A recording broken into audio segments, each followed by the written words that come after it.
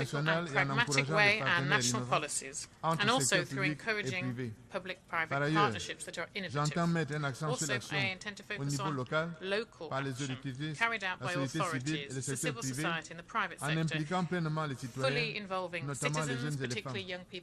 Il est fondamental que la communauté internationale puisse apporter son soutien au pays en développement.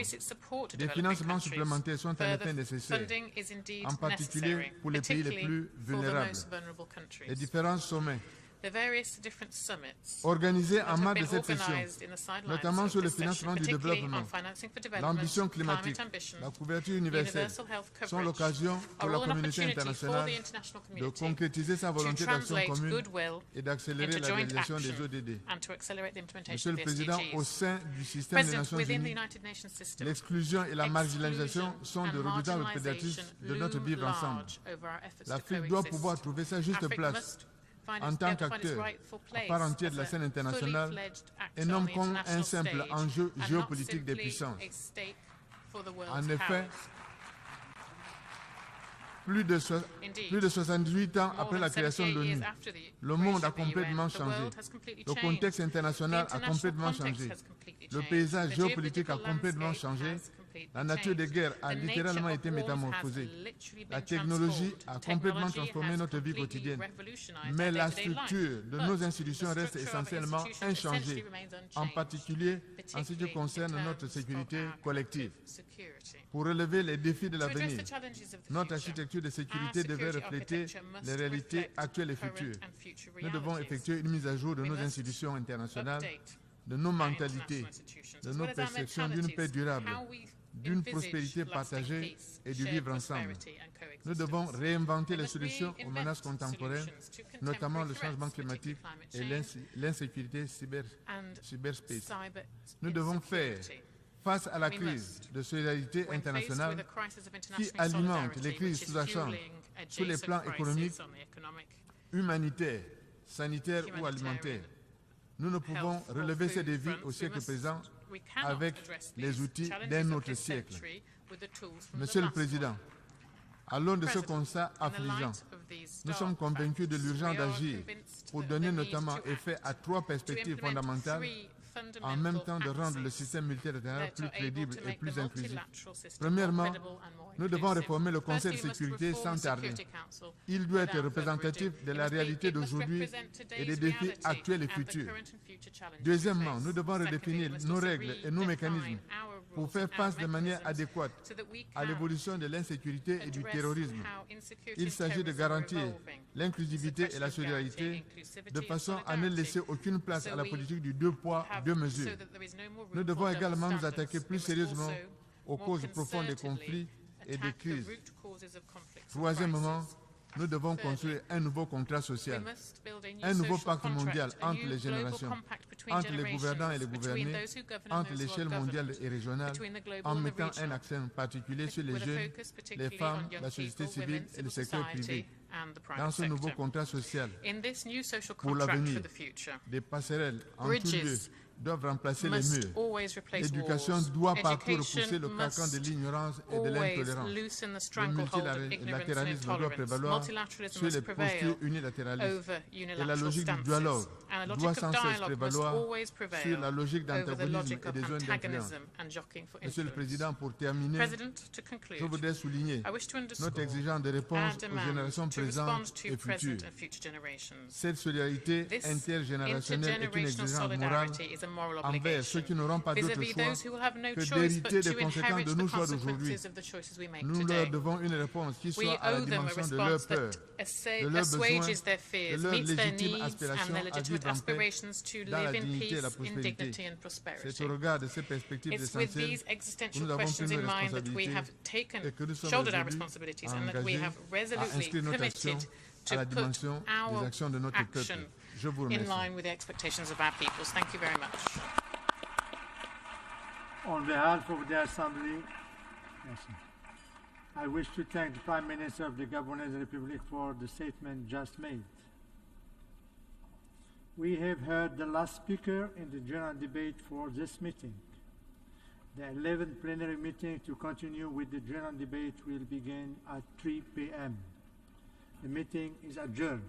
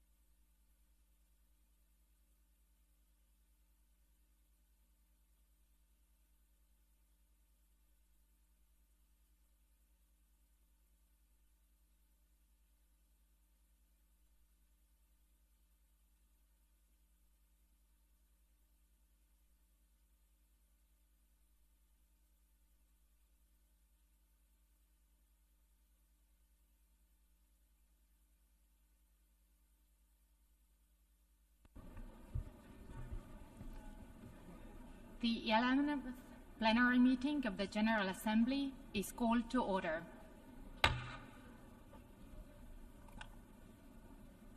The Assembly will continue its consideration of Agenda Item 8, entitled General Debate. The Assembly will hear an address by His Excellency Manasseh Tamokana Sogavare, Prime Minister of Solomon Islands. I request protocol to escort His Excellency.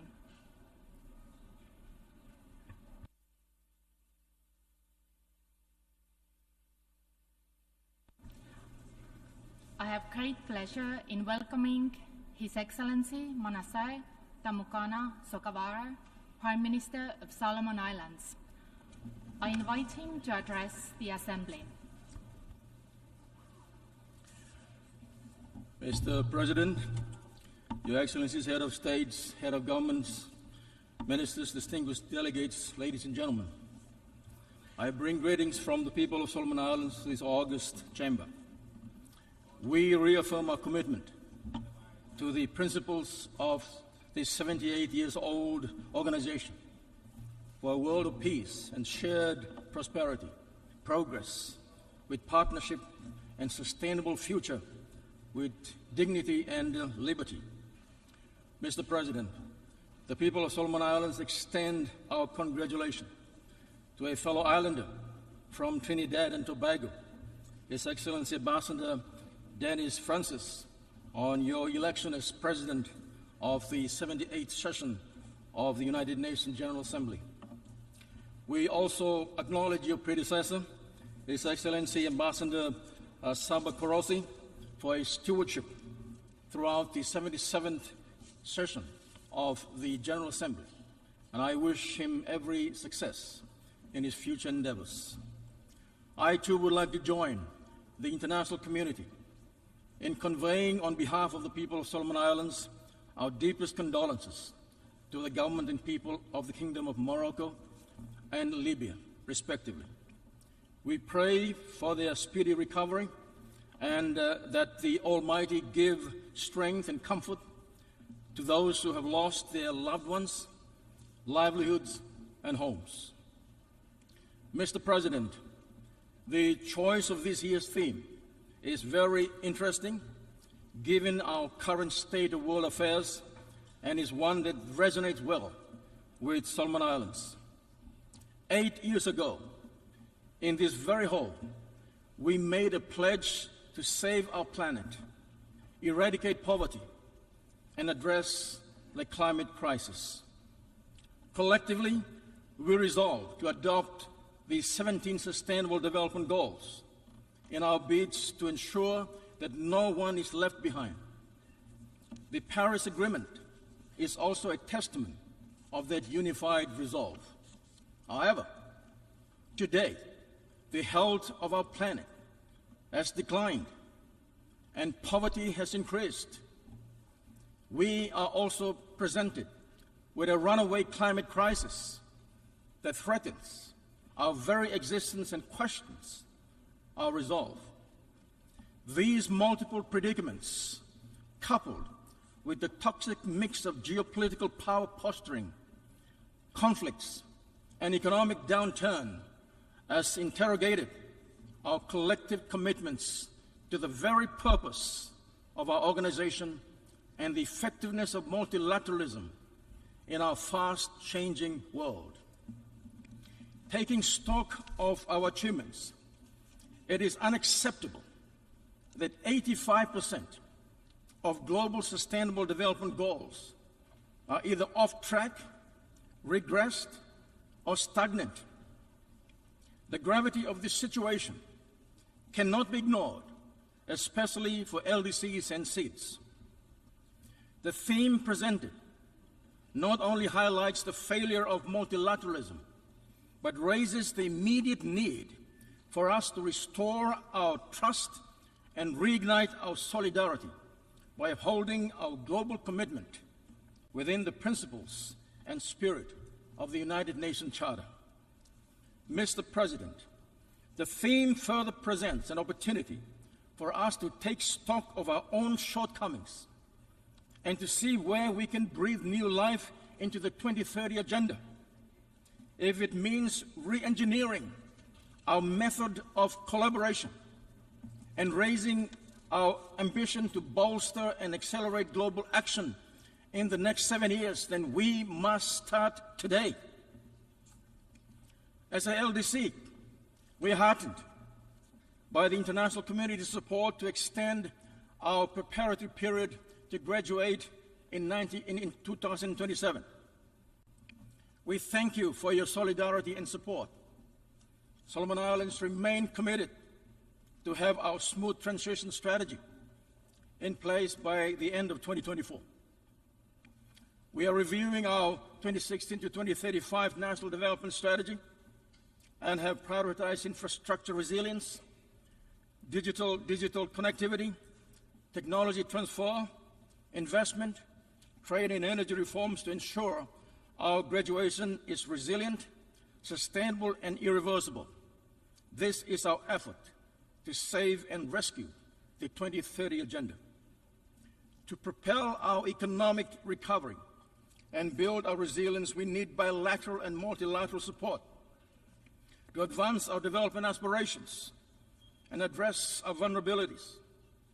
And in that vein, we once again reiterate our call for an enhanced UN in-country presence.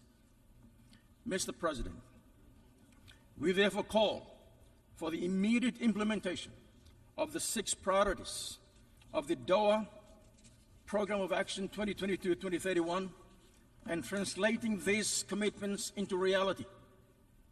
We also welcome Solomon Islands' inclusion in the pilot phase of the early warning systems through the resilience building mechanism and look forward to the utilization of the iGrad facility and to support our transition initiatives toward graduation. The world's commitment to multilateralism must be strengthened. Solomon Islands calls for a stronger political will for the halves to grant LDCs with non-reciprocal trade arrangement and generalized system of preference arrangement. Good neighborly relations means caring and striving for all. The 47 LDCs account for only 1% of global trade. We acknowledge the value South-South cooperation because it is less restrictive, more responsive, and is aligned to our national needs. We applaud the People's Republic of China for the initiative in accelerating the implementation of the 2030 Agenda through their Belt and Road Initiative, Global Development Initiative, Global Security Initiative, and Global Civilization Initiative. During my discussions with President Xi Jinping in July 2023, Solomon Islands and China reached an understanding to establish a comprehensive strategic framework that aims to achieve our national development strategy and the 2030 Agenda through these transformative initiatives. These initiatives carry significant importance in promoting, implementing, and achieving the United Nations 2030 Agenda for Sustainable Development Goals. And we call on all partners to adopt this transformative partnership model. If we are to rebuild trust and reignite solidarity, then let us start by changing how we engage and reforming our international financial architecture. Our appetite for transformative change has never been higher, and we look forward to working closely with all partners who are genuine to partner with us in our path to achieving the Sustainable Development Goals. Mr. President, I call on the establishment of a permanent seat in decision-making body within the international financial architecture to ensure inclusivity. As a small developing state, we support the 4th Small Islands Developing Countries Conference scheduled to be held in Antigua Barbuda in May 2024. The gathering is expected to present a roadmap of collective action to succeed this Samoa pathway, and we have every confidence this new partnership will be ambitious and recommit global action to the unique and special needs of SEEDS. Solomon Islands supports the call for the adoption of the multidimensional vulnerability index and its implementation and operationalization during the 78th United Nations General Assembly. This is a SEEDS initiative that takes into account the cross-dimensional vulnerability of SEEDS to recover and build back better. Therefore, the modus operandi of the international financial institutions must be reformed to address our special circumstances vulnerability. Mr. President, there can be no sustainable development without peace, and no peace without sustainable development. The world cannot achieve the sustainable development goals with all the conflict and wars that is going on. The past 7 years has shown us that. Solomon Islands reiterates its call for the cessation of all conflict, including the Ukraine war. We must restore faith in our charter and give peace a chance.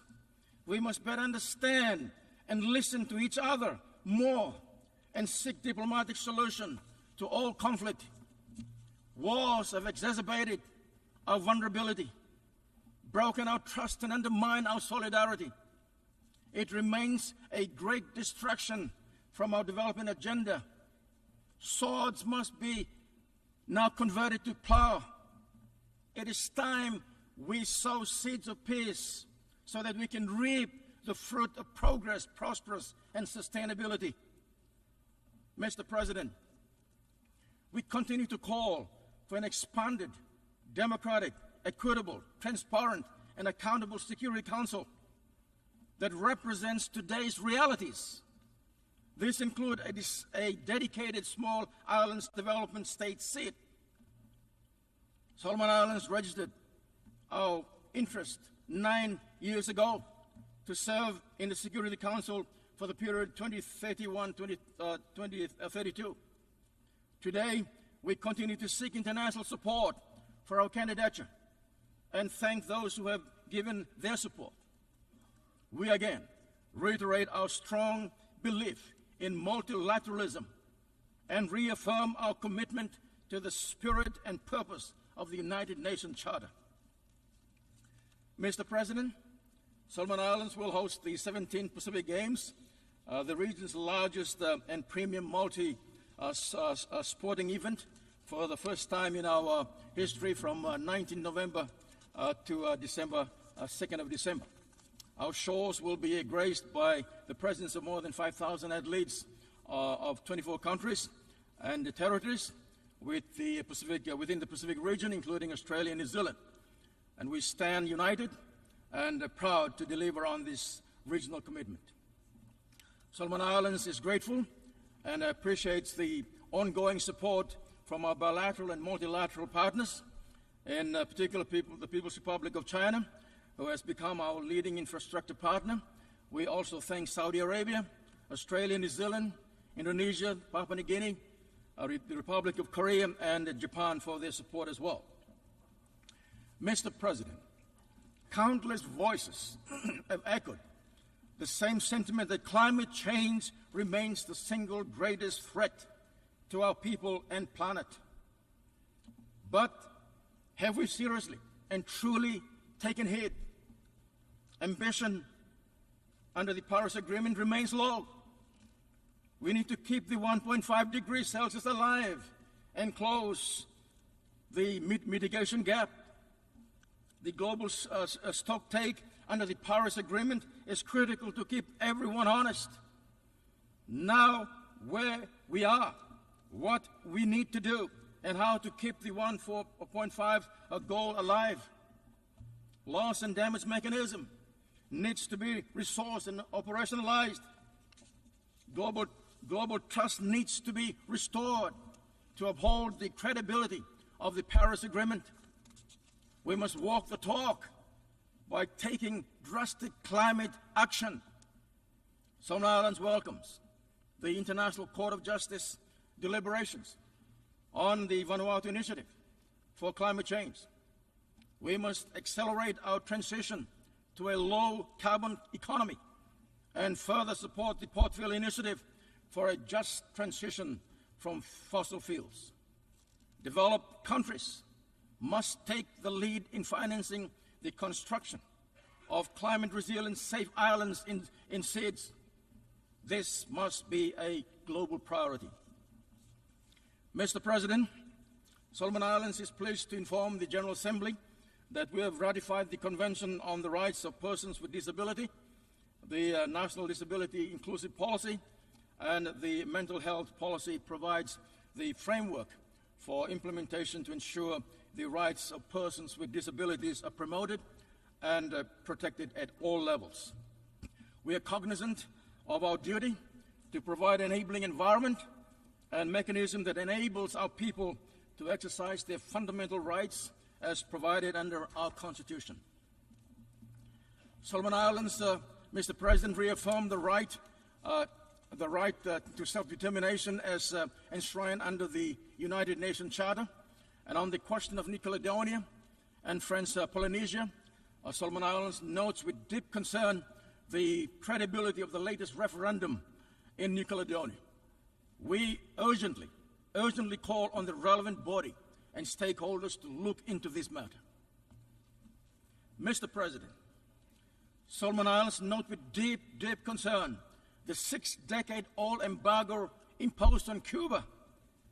This unilateral action undermines the spirit of multilateralism and Cuba's progress towards achieving the 2030 agenda.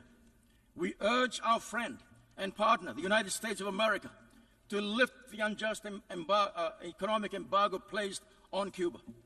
This is an opportunity to rebuild trust and reignite solidarity. Embargoes do not augur well with the resolve of this august body to leave no one behind. I take this opportunity on behalf of the people of Solomon Islands to thank Cuba for the support to our health sector through the training of our medical doctors over recent years. Mr. President, 2 days ago, Solomon Islands signed and become amongst the first signatories to the agreement on the conservation and sustainable use of marine biological diversity of areas beyond national jurisdiction, a subsidiary to the United Nations Convention on Law of the Sea. Solomon Islands, in collaboration with the Pacific Island Forum Fisheries Agency, will host a summit on the implementation of SDG 14.4 next year in Honiara. This will be done in coordination with United Nations Special Envoy for the Ocean. The summit will showcase Pacific leadership in tuna fisheries management. The outcome will feed into the 3rd UN Ocean Conference in June 2025. We note the ongoing work of current intergovernmental negotiating committee to develop an international legally binding instrument on plastic pollution, including in the marine environment. This is critical to maintaining the health, productivity, and resilience of our ocean, and is in line with 2050 strategy of the Blue Pacific continent. Mr. President, the Pacific has been a victim of power politics long before we become a member of this organization. The Battle of Guadalcanal is recorded in history as one of the fiercest battles of World War II, a war that was not of our making. The lack of urgency 8 decades ago to remove these UXOs comes to a great loss to Solomon Islands and in finance and lives. And on this juncture, I would like to thank the government of the United States of America for their continued assistance to the efforts to date. However, more needs to be done to address this threat, and I call on responsible countries to remove the UXOs and compensate lives affected and lost. Since the inception of the United Nations in 1945, the Pacific Islands remained a stage for power projection by developed nations. As a consequence, from 1946 to 1996, approximately 300 nuclear devices were tested in the Pacific, including the Marshall Islands, French Polynesia, and Kiribati. Did we have a say in this? We never did. Mr. President, these countries and their people must be compensated commensurably. Mr. President, nuclear footprint of big powers in the Pacific is intrinsically carved into our history and genes. Certain populations to this day continue to suffer from health issues because of nuclear testing and dumping in the Pacific. As a signatory to the 1985 Treaty of Rarotonga, Treaty on Non-Proliferation of Nuclear Weapons, our commitment to keep our blue Pacific continent nuclear-free is non-negotiable. We ratified the Comprehensive Test Ban Treaty early this year, which is a testament to our conviction and principle to a nuclear-free Pacific. We remain concerned on the development of military nuclear investment within Pacific region and its potential to trigger nuclear arms race and its implication for our nuclear-free status. Mr. President, Solomon Islands stands with like-minded Pacific Islanders and is appalled by Japan's decision to discharge over 1 million tons of treated nuclear wastewater into the ocean. We note IAEA's assessment report is inconclusive and that the scientific data shared remains inadequate, incomplete, and biased. These concerns were ignored. If this nuclear waste is safe, it should be stored in Japan. The fact that it's dumped into the ocean shows that it is not safe. The effect of this act is transboundary and intergenerational, and it's an attack on global trust and solidarity. So the message is clear. Our lives, our people do not matter. The increased warming and acidification of the ocean against the discharge of treated nuclear water over a period of 30 years plus poses worrying risk for our people's well-being and future. We call on Japan to explore other options in addressing the treated nuclear waste water and immediately stop discharging it into the Pacific Ocean. If we are to rebuild trust and reignite global solidarity, we must be honest and frank in protecting our oceans, which is the lifeblood of our people. Mr. President, I am morally and ethically obliged to speak for humanity, the voiceless, and our children's children. We are the ocean. It is our past, our present, and our future. It is the foundation of our very existence. It is our identity. Please stop the discharge of nuclear-treated water, or history will judge us. In conclusion, Mr. President, in framing the future, we need a reformed, rule-based international system that is future-ready and responsive to today's reality. A change of attitude and approach is needed. The need to understand and reach out to the vulnerable is critical. We must restore our faith in the United Nations Charter and end all wars.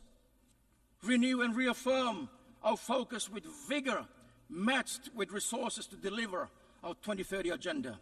Mr. President, we only have one life to live, so let us right the wrongs of the past by rebuilding trust and reigniting solidarity to accelerate action on the 2030 agenda and its sustainable development goals towards peace, prosperity, progress, and sustainability for all. I close by paraphrasing Winston Churchill. Let us therefore brace ourselves to our duty and so bear ourselves that if humankind and United Nations last for 1,000 years, men and women will still say this was their finest hour. Unite together for a better United Nations. To God be the glory. Great things He has done. May God bless you all and may God bless the United Nations. Thank you.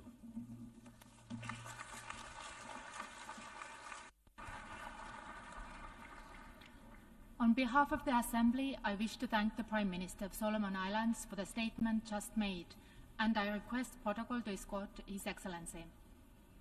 The Assembly will hear an address by His Excellency Pham Minh Chinh, Prime Minister of the Socialist Republic of Vietnam. I request protocol to escort His Excellency. I have great pleasure in welcoming His Excellency Pham Minh Chinh, Prime Minister of the Socialist Republic of Vietnam. I invite him to address the Assembly. Thưa bà Chủ tịch, thưa quý vị. Mr. President, Madam Chair, distinguished delegates, at the outset I would like to congratulate His Excellency Dennis Francis on his election as President of the 78th session of the UN General Assembly. I'm confident that with his wealth of experience and excellent capability, he will help ensure success of the session. I also wish to voice my appreciation for significant contributions by His Excellency Kaba Korosi, President of the 77th UN General Assembly, and His Excellency Antonio Guterres, Secretary General of the United Nations. Mr. President, distinguished delegates, having endured great sufferings, sacrifices and losses from wars, separation, and embargo of the past century, Vietnam fully understands better than anyone else and appreciates profoundly the value of peace, cooperation, and development. With perseverance and tireless efforts in the spirit of putting the past behind, overcoming differences, harnessing similarities, and striving towards the future, to turn enemies into friends, confrontation into dialogue, and through contending and cooperating, turn adversaries into partners. By doing that, Vietnam is recognized by international friends as a model for post-war cooperation, recovery, and reconciliation, for the common development and prosperity of all parties concerned. To this end, it would be remiss not to mention the three most important and decisive factors in international cooperation: trust, sincerity, and solidarity. Trust helps erase animosity and bridge differences, and is the prerequisite for solid, effective, and substantive ties. Sincerity brings sympathy, reinforces hope, trust, and solidarity domestically, which makes up the strength of state, nation, and all of its people.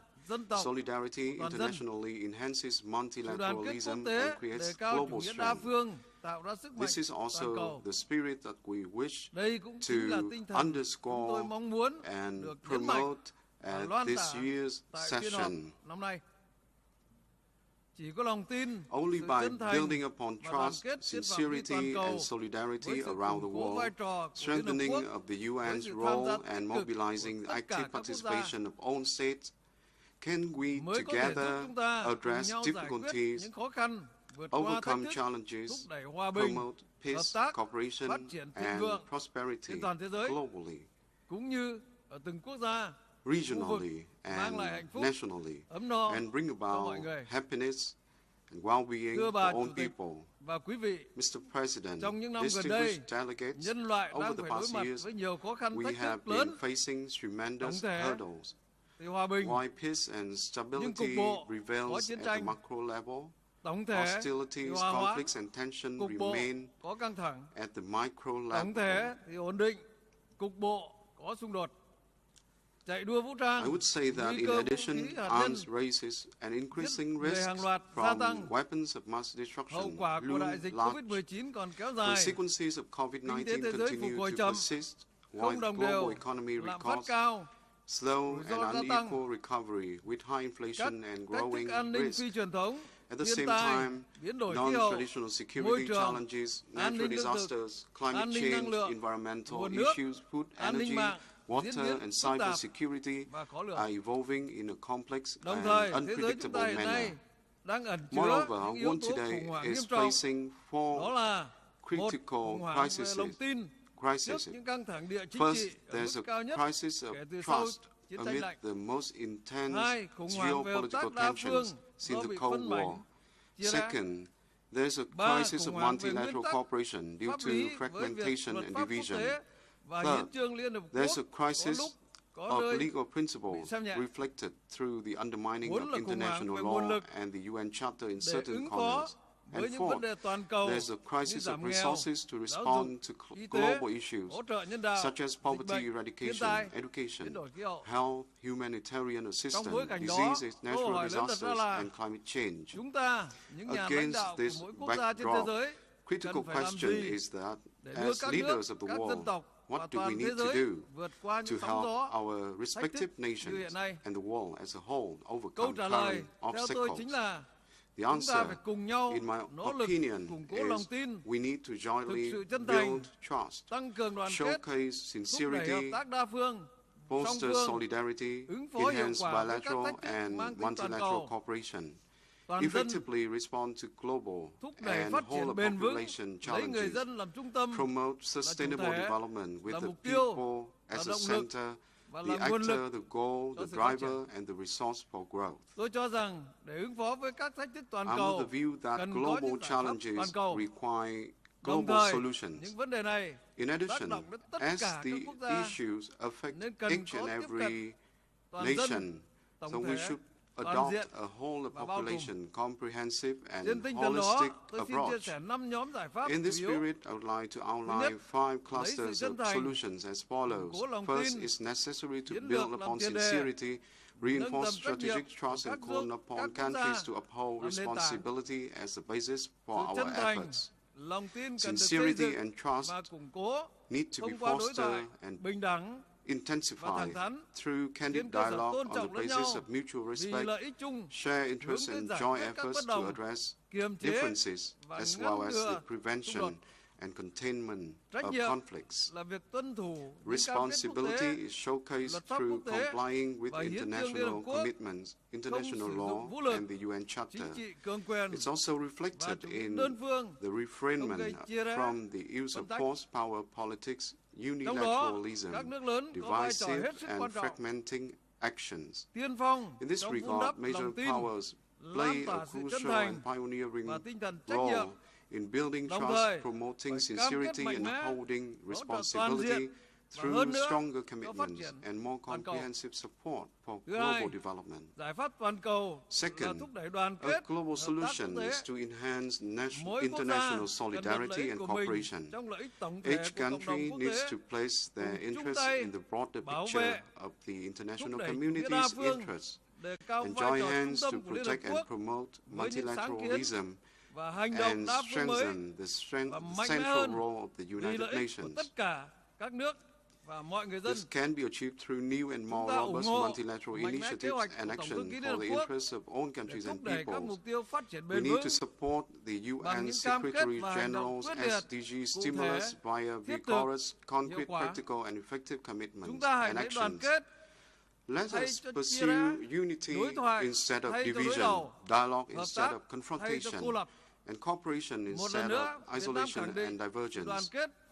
Once again, Vietnam affirms its solidarity with other countries, including Cuba, and urges the United States to put an end to its embargo against Cuba.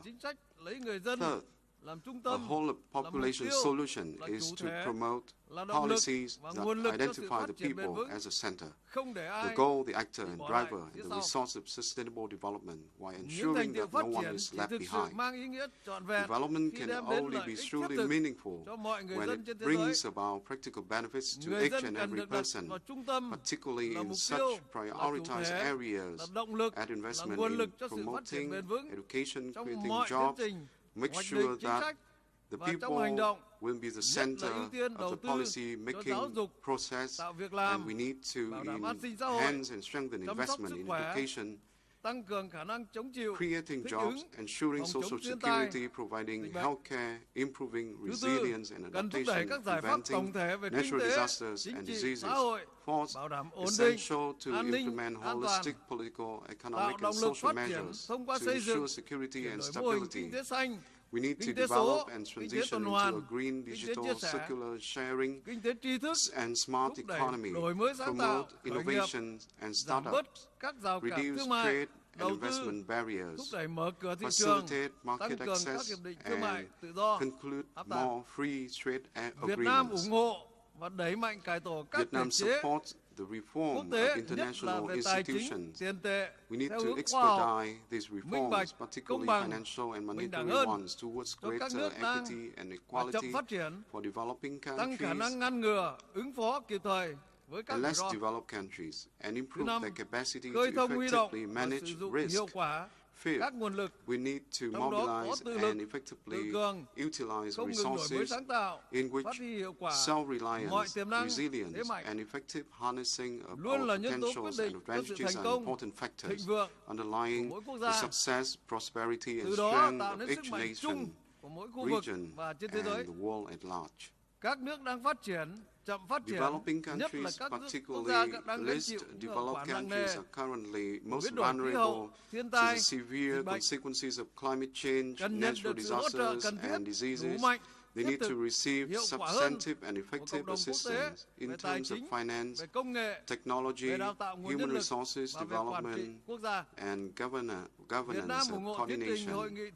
Vietnam supports the Summit of the Future process to bring about important changes via a new mindset, new modus operandi, and new actions with a view to helping multilateral institutions operate in a more synchronized and effective manner and better respond to the needs and interests of own countries and peoples. Mr. President, Madam Chair, distinguished delegates, President Ho Chi Minh, the beloved great leader of Vietnam's people, national liberation hero and great man of culture, once said, "A country is rooted in its people. Only when the root holds strong can the tree stand firm. We shall build the fort of victory on the foundation of our people's efforts and solidarity, great solidarity, success, and great success. By building upon this philosophy, Vietnam has recorded important and historic achievements after nearly 40 years of Doi Moi across the board, particularly in terms of socio-economic development and improvement of the people's living standards. Multi-dimensional poverty rate in Vietnam has dropped to below 2%. Vietnam steadfastly pursues a consistent foreign policy of independence, self-reliance, multilateralization, and diversification of external relations, and remains a friend, reliable partner, and active, responsible member of the international community for peace, cooperation, development, and prosperity of the countries worldwide. Vietnam will continue to be a reliable, responsible partner of the international community. Vietnamese men and women from the People's Army and police forces have been participating in the UN peacekeeping missions, conveying a strong message of peace, friendship, and cooperation and development. We also expediting energy transition to achieve net zero emissions by 2050. Vietnam maintains food security for a population of 100 million people while striving to export around 7 million tons of rice this year, contributing to ensuring global food security.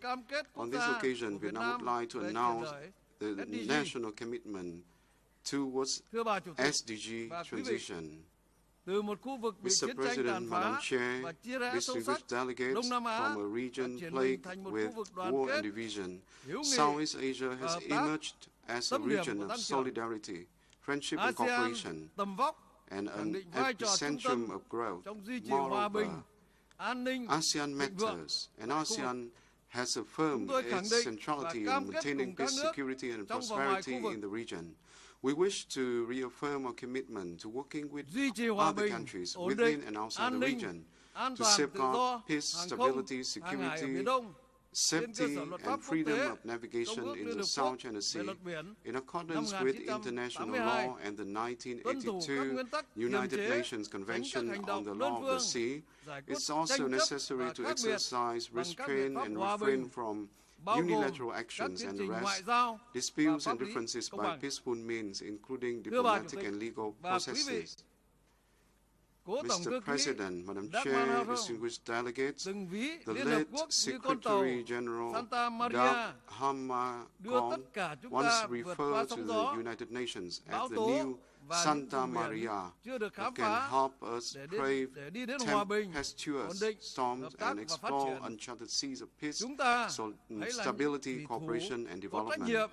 Let us be responsible sailors, stand united, uphold trust, and act in unison to steady our helm and take the UN vessels to new horizons of greater and more inclusive prosperity.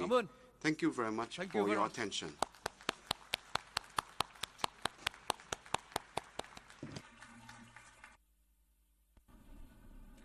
On behalf of the Assembly, I wish to thank the Prime Minister of the Socialist Republic of Vietnam for the statement just made, and I request protocol to escort His Excellency. The Assembly will hear an address by His Excellency Nsokane Samuel Matakane, Prime Minister and Head of Government and Minister for Defense, National Security and Environment of the Kingdom of Lesotho. I request protocol to escort His Excellency.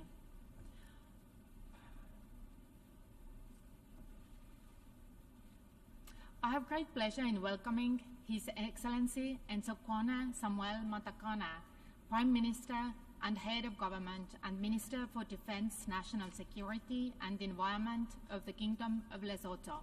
I invite him to address the Assembly.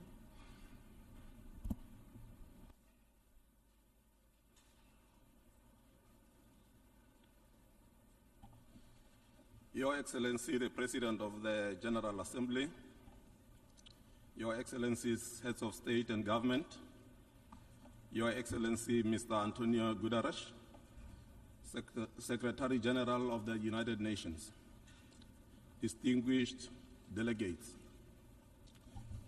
For the past 78 years, the world leaders have gathered together in this Assembly Hall in September every year because of their deep-rooted conviction that the nations of the world can and should cooperate to resolve conflicts peacefully and to change people's lives for the better.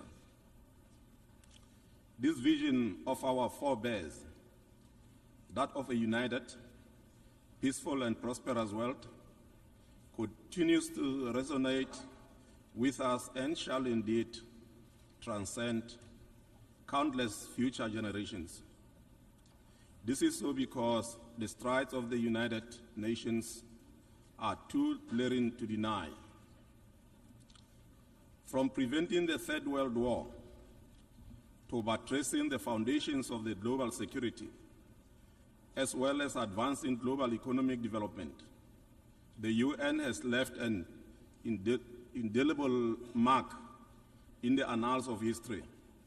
Despite this remarkable achievement, the UN path towards full realization of its aspiration has always been beset by numerous challenges.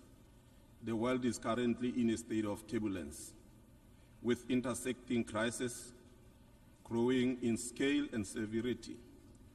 With the conflicts and insurgency in the Sahel, the Democratic Republic of Congo, Mozambique and Ukraine, and the rising global tensions between nuclear weapon states, the UN's capacity to maintain global peace and security is put to the test.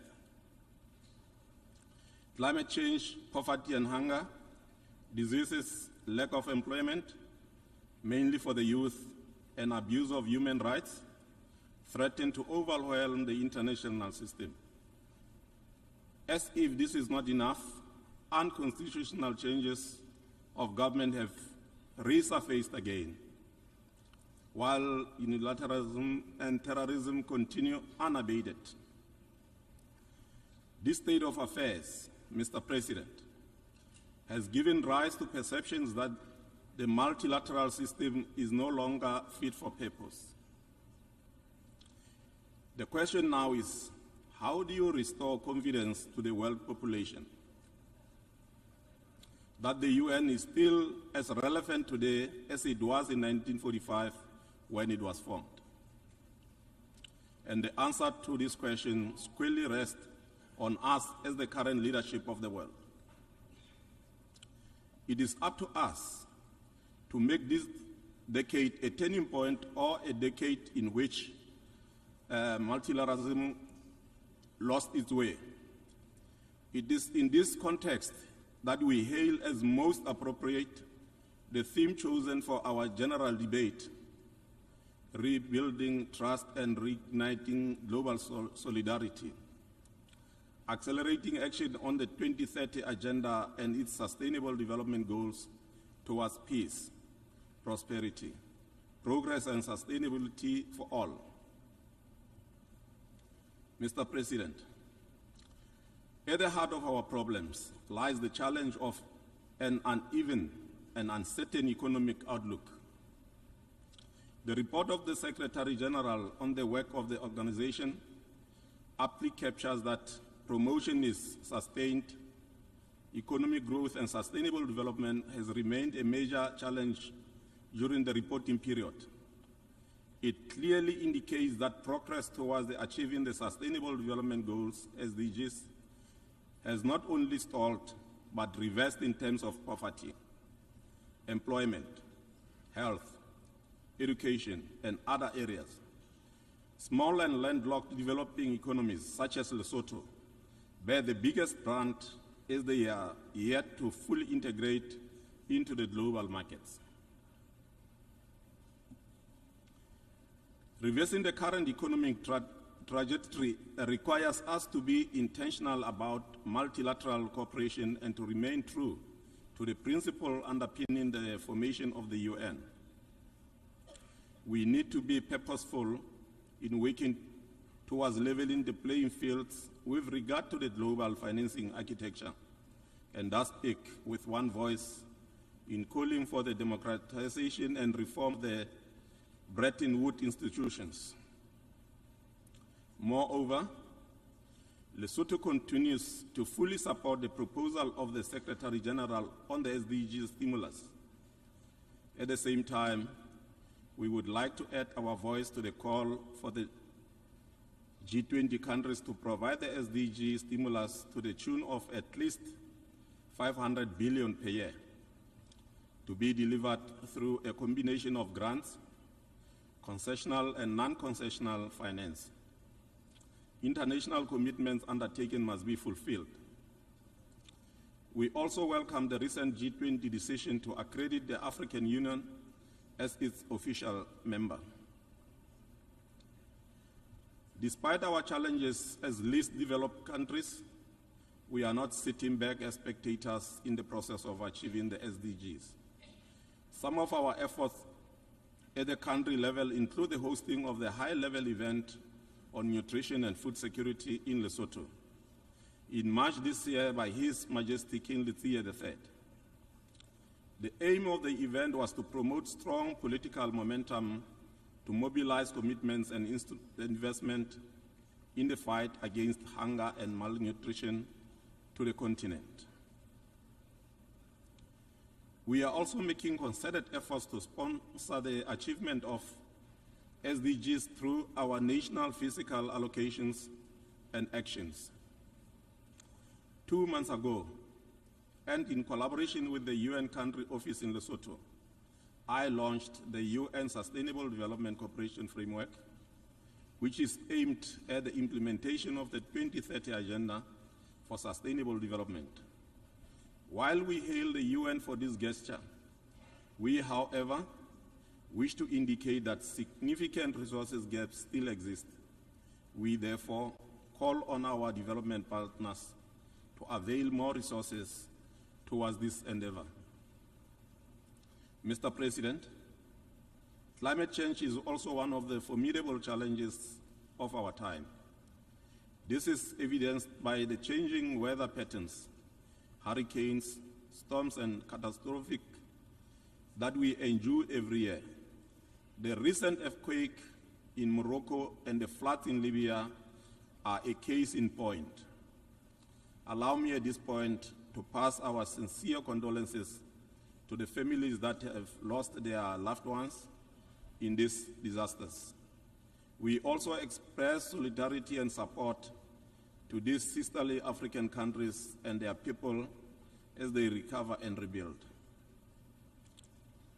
In the midst of the climate change crisis, we believe that there's a silver lining on the horizon that may enable us to turn the fortunes of our people. In Lesotho, we have water, sunlight, and wind in abundance, which provide opportunities for innovation and partnerships in renewable energy generation and creation of jobs. In this regard, I wish to announce that on the 12th and 13th of October this year, Lesotho will host an international water and hydrogen conference and expo that will showcase the steps we are undertaking towards becoming the world's first sustainable digital hydro nation. We are open to investment in this sector.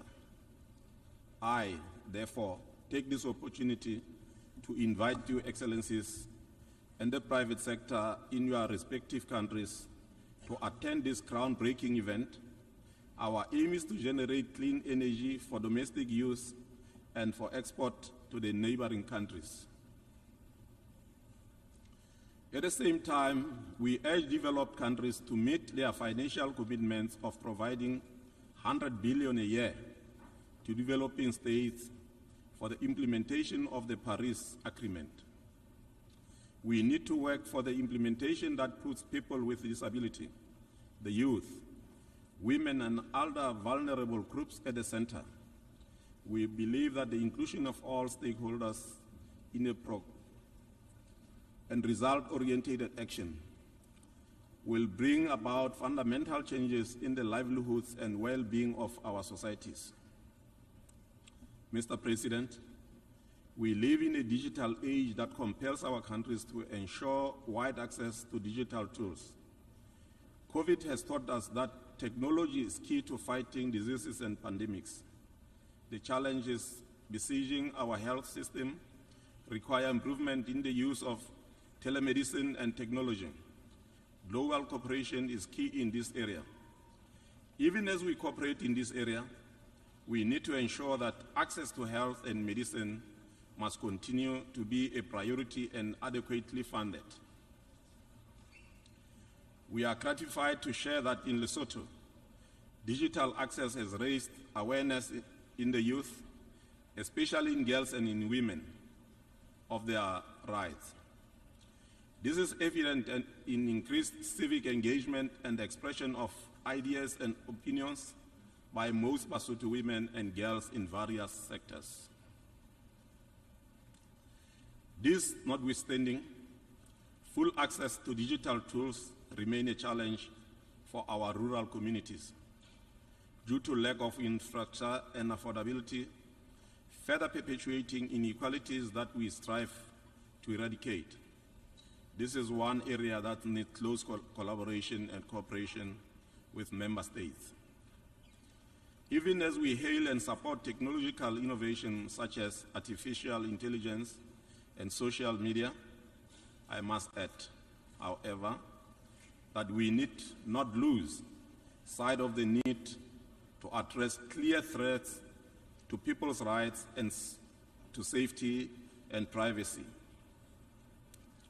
In our quest to achieve our development aspirations, we are also taking initiatives to stimulate the medium, small and micro enterprise. This will help accelerate trade and industrialization as well as address the prevailing gender imbalances. Lesotho has also embarked on a comprehensive constitutional and legislative reforms process. While not being a one-stop solution for all problems, reforms nevertheless provide hope that people's life will improve due to a new order of public resources management, improved checks and balances, political stability, and a focus on the development agenda. As we transition into the implementation of the reforms, we shall continue to bank on the support of the UN and the international community. Mr. President, consolidation of peace shall continue to be a prerequisite to development. while access to small arms and light weapons that kill our people on a daily basis remain unfettered, peace will continue to elude us, while lack of political will to rid the world of nuclear weapons and other weapons of mass destruction, including biological and chemical weapons, still exist. Global peace and security will forever remain fragile. We call for implementation of the Program of Action on illicit small arms and light weapons, and for the total elimination of nuclear weapons and other weapons of mass destruction. In line with the international commitments and obligations undertaken as part of the global community, Lesotho shall continue to play a role in fostering global peace, including peace in our region. We are grateful to report to this August Assembly that our troops in Mozambique, under the umbrella of SADC, have made commendable strides in thwarting the threat of the deadly insurgency in that country. As we continue to ponder the most pressing issues and challenges facing the international community today, we should not forget the plight of Sahrawi and the Palestinian people who continue to live under oppression.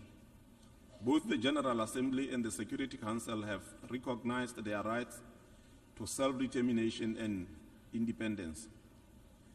Western Sahara should determine its own destiny and live in peace side by side with the Kingdom of Morocco.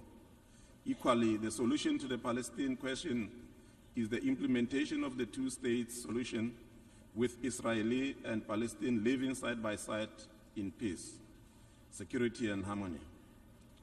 It would be remiss of me not to call for the uplifting of the economic embargo against the Republic of Cuba, as well as the remaining sanction against the Republic of Zimbabwe.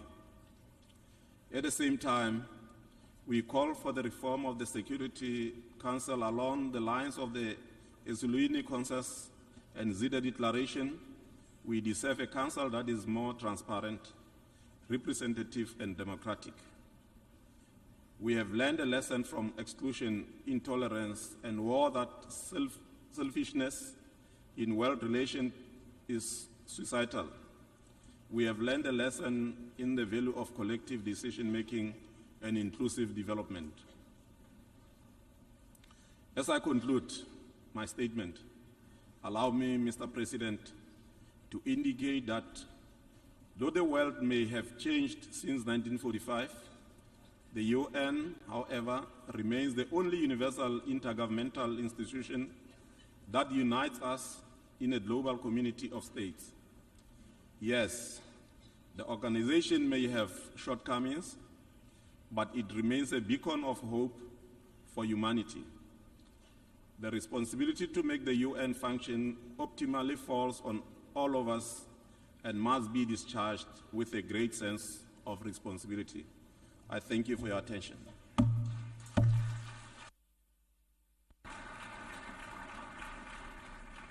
On behalf of the Assembly, I wish to thank the Prime Minister and Head of Government and Minister for Defence, National Security and Environment of the Kingdom of Lesotho for the statement just made, and I request the protocol to escort His Excellency.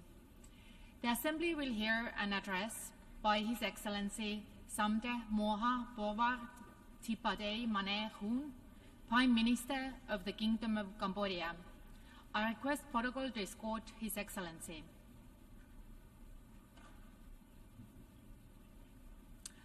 I have great pleasure in welcoming His Excellency Samdech Moha Bowar Thipadei Mane Hun, Prime Minister of the Kingdom of Cambodia. I invite him to address the Assembly. Madam Denise Francis, Excellency Denise Francis, President of the General Assembly, Excellency Antonio Guterres, UN Secretary General, Excellencies, distinguished delegates. To begin, I would like to congratulate His Excellency Denise Francis on his elections as President of the 78th session of the UN General Assembly. Our debate is timely and very relevant to the current global context.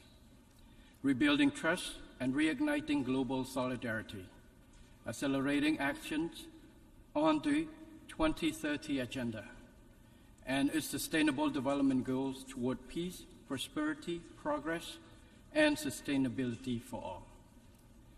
It is my great pleasure to address this esteemed gathering today as the new Prime Minister of the Kingdom of Cambodia. I am committed to working closely with all member states under this august body of the United Nations to realize our shared aspirations. Excellencies, distinguished delegates, I share the prevailing concern over the growing global instability and geopolitical tensions we all witness at present. The escalation of the war in Ukraine and its grave consequences reflects a significant erosion of trust among member states and lack of confidence in multilateralism. The competitions between super and major powers has diverted all available resources to expand security capabilities amid widening gaps in funding to address the lingering effects of COVID-19 and achieve the SDG 2030 Agenda. Climate change is meanwhile threatening the existence of humanity.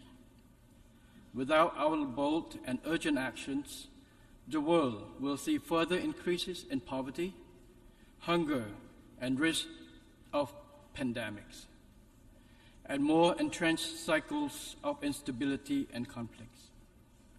It is now high time to restore the strategic security trust among all nations and trust in rule-based global systems, in which all states fully respect international laws and norms and principles enshrined in the UN Charter.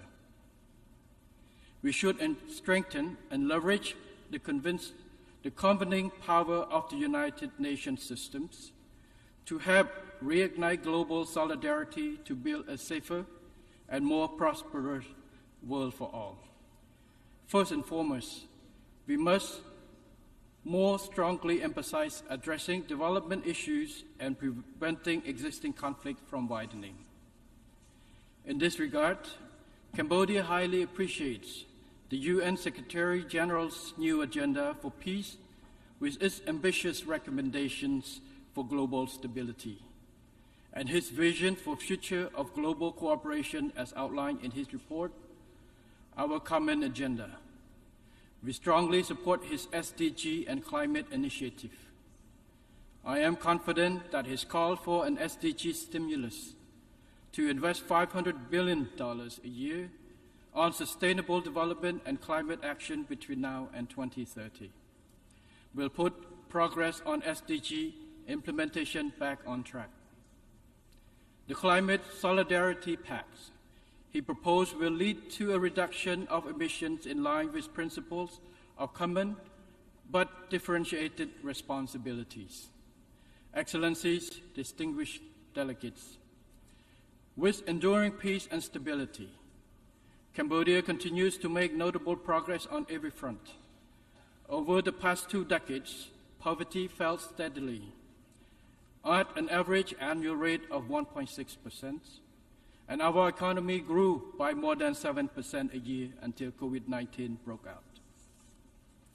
We were hailed as one of the most successful countries in controlling the pandemic and recovering from its impact.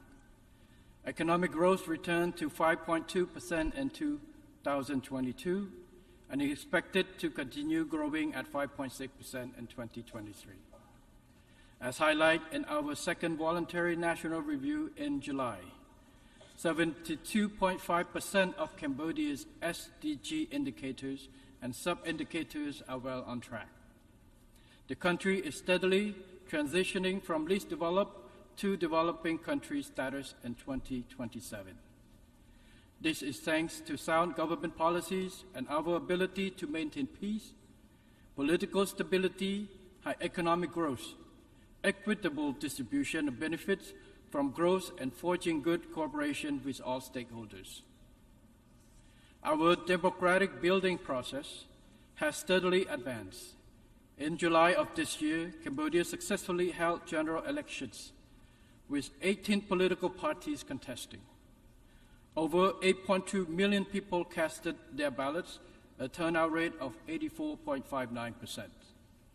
This is the highest since UN-supervised election in 1993, and a clear indication of our people's greater political maturity and enthusiasm in exercising their democratic rights. The election has been widely assessed as free and fair, credible and just by thousands of observers, including 333 from abroad representing 65 countries. Excellencies, distinguished delegates, like many developing countries, Cambodia has a lot more to do to reach our goal of becoming an upper middle income country by 2030 and a resilient, vibrant, and prosperous high income country by 2050. To this end, and in line with Secretary General's call for member states to deliver a rescue plan for peoples and planet, my government is committed to taking transformative actions through our recently launched Pentagonal strategy for Cambodia's socio-economic development over the next 25 years. The Pentagonal strategy is being implemented from phase 1 in the 5 areas of growth, employment, equity, efficiencies, and sustainability. The 5 key priorities are people, road, water, electricity, and technology, especially digital technology to address the fourth industrial revolution and digital transformation of Cambodia's economy. I would like to add that the main objective of this strategy include, on the one hand, maintaining the good momentum of peace, economic growth, and development in general. On the other, building and strengthening the foundation to accelerate national development through resilience in 5 years, in 5 areas: the public sector, the economy, the financial sector, human and social capital, and the environment, including climate change response. For the success of the Pentagonal strategies, Cambodia will accelerate its governance reform to ensure that our public administrations runs efficiently with a high level of integrity. We will safeguard peace, political stability, security, and social order, and maintain macroeconomic stability. To this end, Cambodia will further enhance partnerships and cooperations for development and keep welcoming the support of all friendly partners, both technicals and financials, to help Cambodia achieve its SDGs while continuing to deepen its regional and global integrations. Cambodia will continue on its present path of independence and neutral foreign policy based on the rule of law, equal mutual respect, and adherence to the principle of the UN Charter, to promote its national interests, strengthen existing friendships, and build more amicable ties. Cambodia remains resolute against the threat or use of force in international relations, interference in the internal affairs of and aggression against other independent nations. Cambodia shall not authorize any foreign military base on its territory, as clearly stated in its constitution. Cambodia will not allow any country nor any group to use its territory against another country.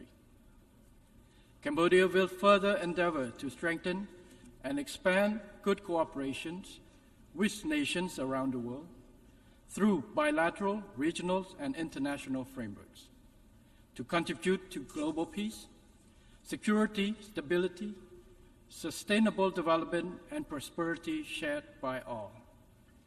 Excellencies, distinguished delegates, in addition to the SDGs under the global framework, Cambodia has added its own specific goals relating to mine actions, namely a mine-free Cambodia by 2025. In this effort, we call for continued financial and technical support. We also urge greater participation by the international community to raise awareness of the dangers of landmines and unexploded ordnance, the hidden killers that threaten human security even after armed conflicts end. Cambodia welcomes the Global Accelerator on Jobs and Social Protections for Just Transitions, initiated by His Excellency Antonio Guterres. We are proud to be selected as one of the 10 potential Pathfinder countries. To achieve the SDGs, Cambodia calls on international community to intensify efforts, strengthen cooperations, and rebuild trust and confidence to end wars, address the root cause of conflicts, and reinvigorate solidarity for SDG achievement. As a true contributing country, Cambodia fully supports increasing the portion of ODA for peace building. Cambodia remains steadfast in its commitment to PKOs in contributing to international peace, security, stability, which are crucial for sustainable development. To further contribute to this process, Cambodia has decided to stand for membership of the Organizational Committee of the Peace Building Commission for the term 2025 to 2026. We seek your invaluable support for our candidature to this body. Excellencies, distinguished delegates, in conclusions, despite many challenges and instability, we can build a better world for all by working together towards our common goals, which reinforce mutual trust and global solidarity. Cambodia fully supports the adoption of the SDG Summit political declarations and the draft decisions of the Summit of the Future. These documents will help keep the SDGs on track and ensure their achievement by 2030. Thank you very much.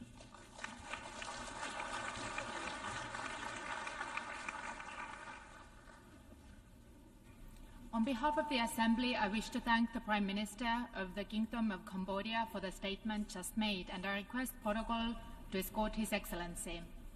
The Assembly will hear an address by His Excellency Irakli Garibashvili, Prime Minister of Georgia. I request protocol to escort His Excellency.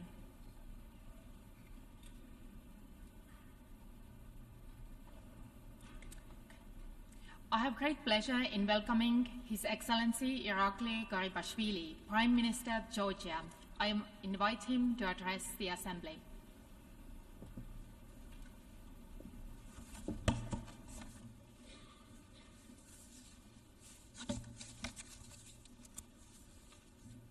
Mr. President,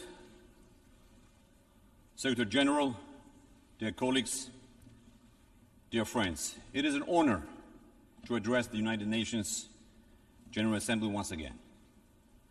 I represent Georgia, a strong nation that values freedom, cherishes its rich heritage, and embraces progress amid an ever-changing geopolitical landscape. As you are aware, my country experienced a full-scale military aggression in 2008 and continues to endure its destructive consequences. This is still evident in the occupation of 20% of Georgian territory by the Russian Federation and the displacement of hundreds of thousands of people from their homes. I confidently state that despite the devastation we've endured, we have not hesitated to pursue our ambitions. We have transformed Georgia into a dynamic society, fully committed to the realization of the fundamental principles and values enshrined in the UN Charter. Georgia understands the cost of war and recognizes the value of peace. Since 2012, our government has built and maintained an uninterrupted decade of peace and stability. I would like to take this opportunity to express our deep appreciation to the international community for the unwavering support to Georgia's sovereignty and territorial integrity.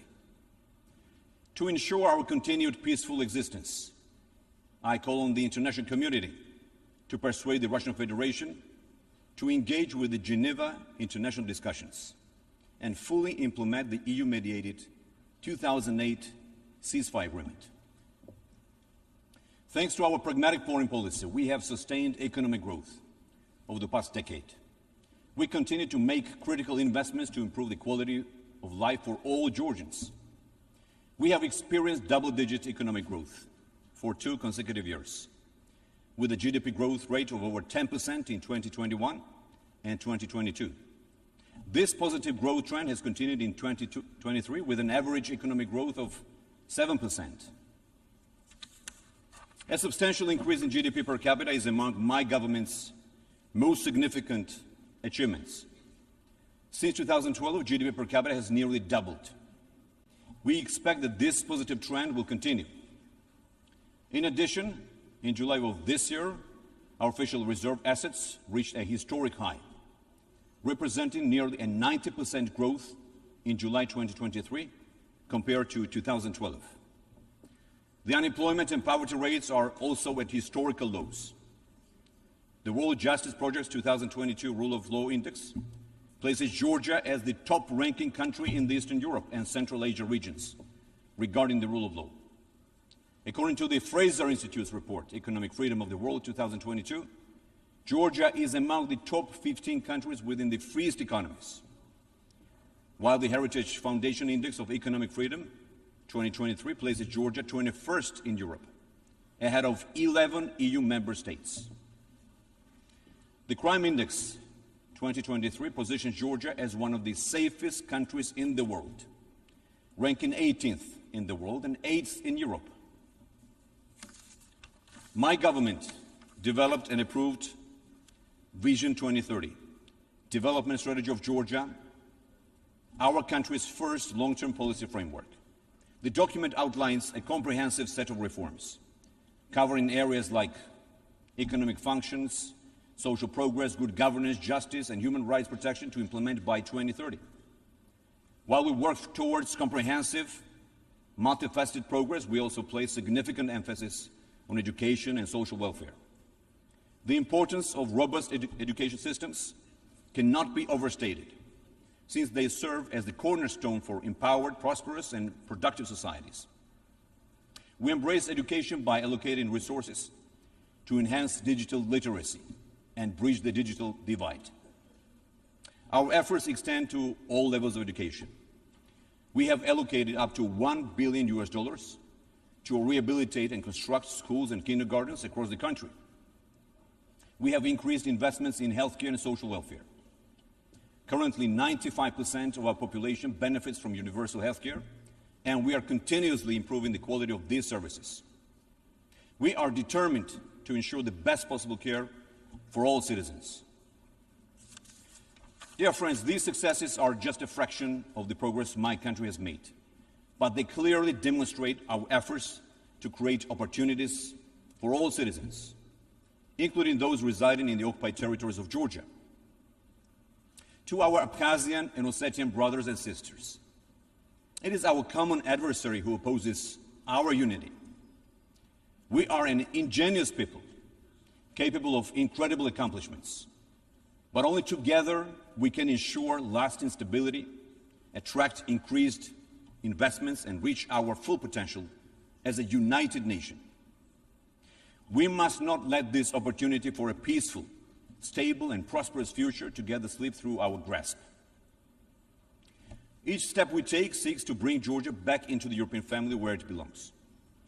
The remarkable achievements of our government since 2012, including the European Union Association Agreement, the Deep and Comprehensive Free Trade Agreement, and the visa-free regime with the European Union, demonstrate our geopolitical priority to become an EU member state. The recognition last June of Georgia's European perspective has opened a new chapter in our relationship with the European Union. Recent surveys show nearly 90% of Georgians support EU membership, and we have demonstrated unwavering commitment to address the 12 priorities set forth for EU candidate status. Through a rigorous, inclusive, and transparent domestic implementation process involving all stakeholders, we are on track to complete them this year. Our achievements deserve a favorable decision from the European Union. As a front-runner among the so-called associated trio countries, Georgia has earned EU candidate status. We anticipate that Georgia's performance and the current geopolitical context in the region will be fairly evaluated. Granting Georgia the candidate status is the only course of action. Considering recent developments, I would like to emphasize the importance of the rules-based international order and the fundamental principles outlined in the UN Charter. Georgia is a responsible member of the international community, actively contributing to global peace. For more than 2 decades, we have made substantial contributions to NATO missions worldwide, making Georgia one of the largest per capita contributors to the NATO missions in Iraq and Afghanistan. 32 brave Georgian soldiers made the ultimate sacrifice in Afghanistan, while hundreds of others suffered injuries in the pursuit of freedom and peace. Georgia sacrificed greatly to protect our shared values and common interests. And Georgia reiterates its unwavering commitment. We significantly contributed to the EU-led missions and honor that commitment. Dear friends, as we strive for peace, prosperity, progress, and sustainability for all, it is disheartening to witness aggression against a UN member state. The war in Ukraine reawakens the trauma of the 2008 war in Georgia. We feel the pain and hardships that Ukraine currently faces and stand in full solidarity with the Ukrainian people. We have sponsored, joined, and supported more than 500 resolutions, statements, joint statements, and other initiatives by major international organizations and institutions to support Ukraine and Ukrainian people. Our Western partners, including the United States, European Union, and United Kingdom, have repeatedly praised our compliance with all international financial sanctions. My government has been providing substantial humanitarian assistance to Ukraine and to Ukrainian people since the beginning of this war, both in the country and to those currently residing in Georgia. Georgian schools have welcomed more than 2,200 Ukrainian students, ensuring that most of them receive education in the Ukrainian language while following the official Ukrainian curriculum. Let me be clear. The fundamental philosophy of our government is to avoid war and secure peace. Despite the challenges posed by our geographic location, we have managed to keep our people safe, while supporting Ukraine and the international community through prudent policies and close coordination with our partners. Through my government's Peaceful Neighborhood Initiative, we are prepared to engage with our neighbors and friends from Armenia and Azerbaijan to finally bring lasting peace to the South Caucasus. Dear friends, Georgia is emerging as a multi-dimensional regional hub. Our financial services sector has garnered global recognition, and we are attracting international investors, infusing additional capital into our economy. We have also prioritized investment to our infrastructure to enhance connectivity, successfully harnessing logistics and energy sectors. We are developing strategic transport corridors to establish crucial connections between Asia and Europe. Georgia's participation in various international initiatives and infrastructure projects enhance connectivity, facilitating trade across the Black Sea region. The Middle Corridor has been emerging as a secure and reliable route connecting east with west. We signed comprehensive roadmaps with Azerbaijan and Kazakhstan to eliminate bottlenecks and enhance the Middle Corridor from 2022 to 2027. These roadmaps provide for specific actions related to transport and logistics, infrastructure development, operational optimization, the implementation of a unified tariff policy, corridor digitalization, and improvements to the regulatory framework. In pursuit of enhancing east-west connectivity, Georgia established the Tbilisi Silk Road Forum in 2015, creating an international platform for dialogue among senior policymakers, businesses, and community leaders. The upcoming Silk Road Forum is scheduled to take place in Tbilisi this year on October 26th and 27th, bringing together approximately 2,000 delegates, including high-ranking officials and business representatives from more than 60 countries. Georgia has launched significant infrastructure projects, including the railway modernization project.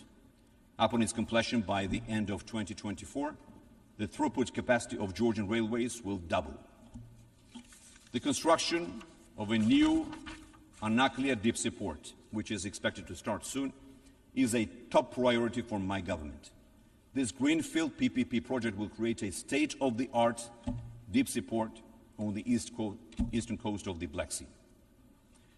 And our government is improving air connectivity by building a new international airport in Tbilisi that will serve as a world-class transportation hub, cementing Georgia's status as a prominent player in global aviation.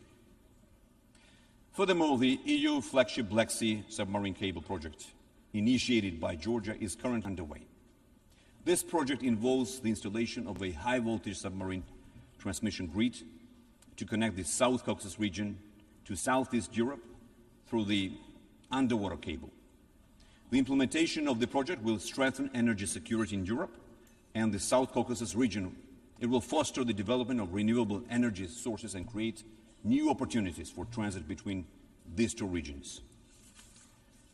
While recognizing the increasing demand for energy, as well as the need to address climate change, we are actively pursuing new ventures in the field of renewable energy, including hydropower, wind, solar, and other sustainable sources.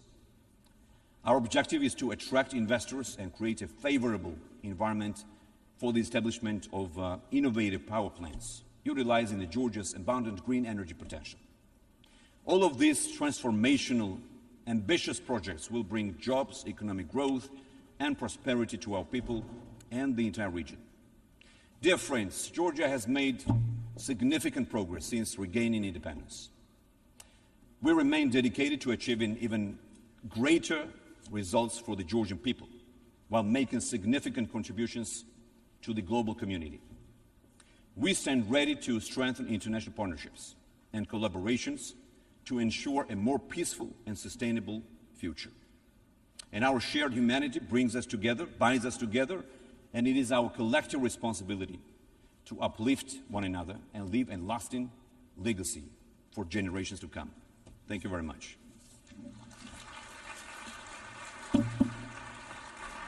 On behalf of the Assembly, I wish to thank the Prime Minister of Georgia for the statement just made, and I request protocol to escort His Excellency.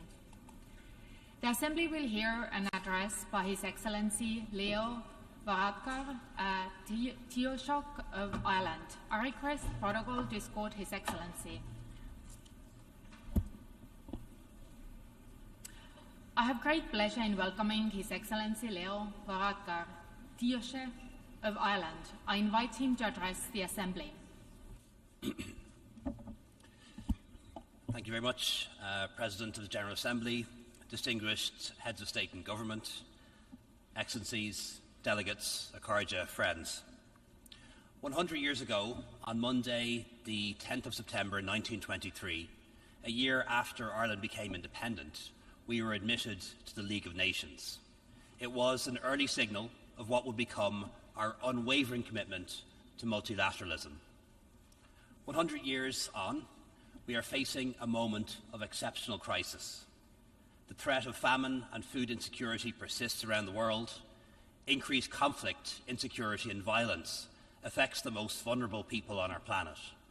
The devastating effect of climate change is contributing to increasing numbers of humanitarian crises, with record numbers of people in need of humanitarian assistance. We're experiencing deep gender inequality, with more than 130 million girls out of school, and less than 20% of the world's landowners are women. We've seen the stalling, and in some cases the reversal of progress towards the 17 Sustainable Development Goals that we collectively agreed to implement. The goals represent a high point for international cooperation and the promise of a world that we can securely pass on to the next generation. Ireland is deeply proud of the role that we've played. In 2015, with Kenya, we led the negotiations that created the SDGs. And this year, at the halfway point, we worked with Qatar to bring about the SDGs Summit's political declaration, the declaration that we unanimously approved in this hall on Monday. Presidents, delegates, it is beyond time for us to demonstrate that the SDGs are more than a set of aspirations. It is time for all of us to turn our collective commitments into reality. In July, we presented our second voluntary national review to the UN High-Level Political Forum, and 80% of our SDGs are fully achieved. In respect of our international contribution, I'm proud to confirm Ireland's commitment to provide at least $225 million annually in climate finance for developing countries by 2025. And this year alone, we'll spend $149 million on climate finance.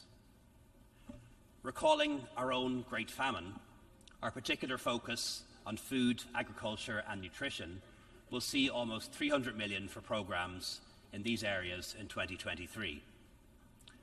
We allocate over 90% of our country-specific humanitarian expenditure to the most severe crises. And we've increased our expenditure on global health by over 15% in the past 3 years. We are also consistently among the top 3 donors in the proportion of official development assistance allocated to promoting gender equality. Earlier this year, the UN Secretary-General spoke of a world hurtling towards disaster with eyes open. We know that those who have done the least to cause the climate crisis are those most vulnerable to its effects. It is also clear that much of this is now irreversible, particularly for the least developed countries and small island developing states. In responding to this crisis, we cannot leave behind those who are already at the front line. Adequate levels of finance for adaptation are urgently needed, and it's essential that discussions this week on the Loss and Damage Fund should make real progress. We need to be ready to take a definitive step at COP28 in Dubai later this year. President, Excellencies, from our admission to the UN in 1955, Ireland has committed to unequivocally uphold the UN Charter and to maintain a position of independence at the United Nations. Our term on the Security Council in 21-22 saw grave breaches of that Charter, none more flagrant than Russia's imperialist and brutal invasion of Ukraine. It was an act of unprovoked, unjustified aggression by an expansionist power against its smaller, weaker neighbour. The brutality of those actions has caused unfathomable suffering for the people of Ukraine. And as I stand on this most global of stages, I'm deeply conscious of the wider suffering it has caused, increasing global food, energy and economic security, particularly in the global south. Russia's inexplicable decision last month to collapse the Black Sea Grain Initiative has only made this bad situation worse. For many, including some here today, the war on Ukraine might seem like a European problem, a regional conflict in which there is little stake for the rest of the world. But I've no doubt each of us in these United Nations has a deep interest in ensuring that Russia's attempts to move borders by force should not succeed. For when one aggressor prevails, their peers elsewhere will take note and be emboldened. We know this from our history. When Europeans draw attention to the profound injustice of what's happening in Ukraine, there can be criticism, some of it justified, of the developed world's failure to respond with the same intensity, feeling and action to conflict and suffering elsewhere. We must acknowledge that while we have fallen short, the people of Ukraine should not be the ones asked to pay the price for this. They have done nothing to bring this war on their heads. They deserve the right that we all claim to determine their own future in peace and security.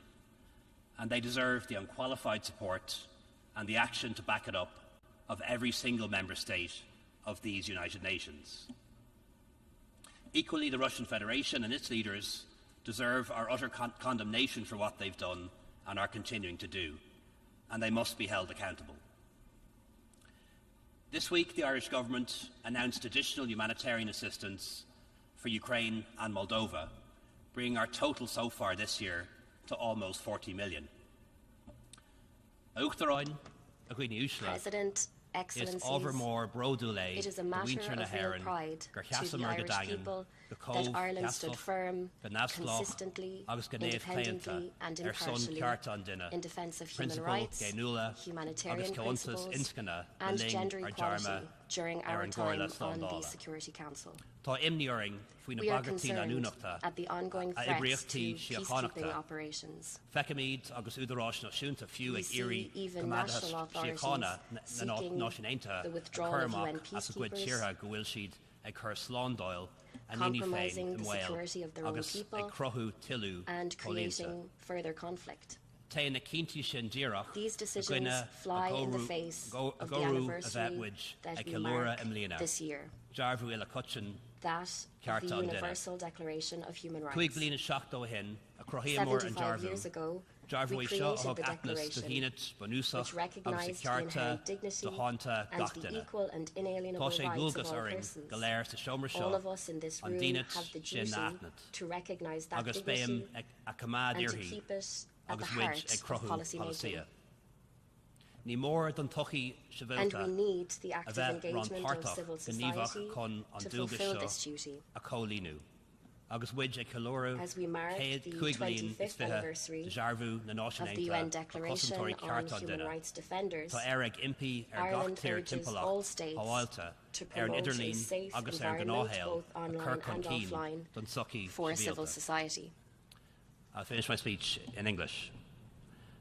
President, Excellencies, among the many horrors of the situation in Ukraine has been the threat, and indeed multiple threats, to use nuclear weapons. Such threats are in themselves outrageous. Russia knows, as we all do, that their use would result in devastating humanitarian and environmental disaster. Ireland has long been committed to building a world free of nuclear threats, but we see a world in which their place in security doctrines is growing rather than diminishing. This must be reversed. The stark alternative is a new nuclear arms race. That must not pass. The devastation on innocent civilians of the use of explosive weapons in populated areas cannot continue to echo down generations. We must never witness that again.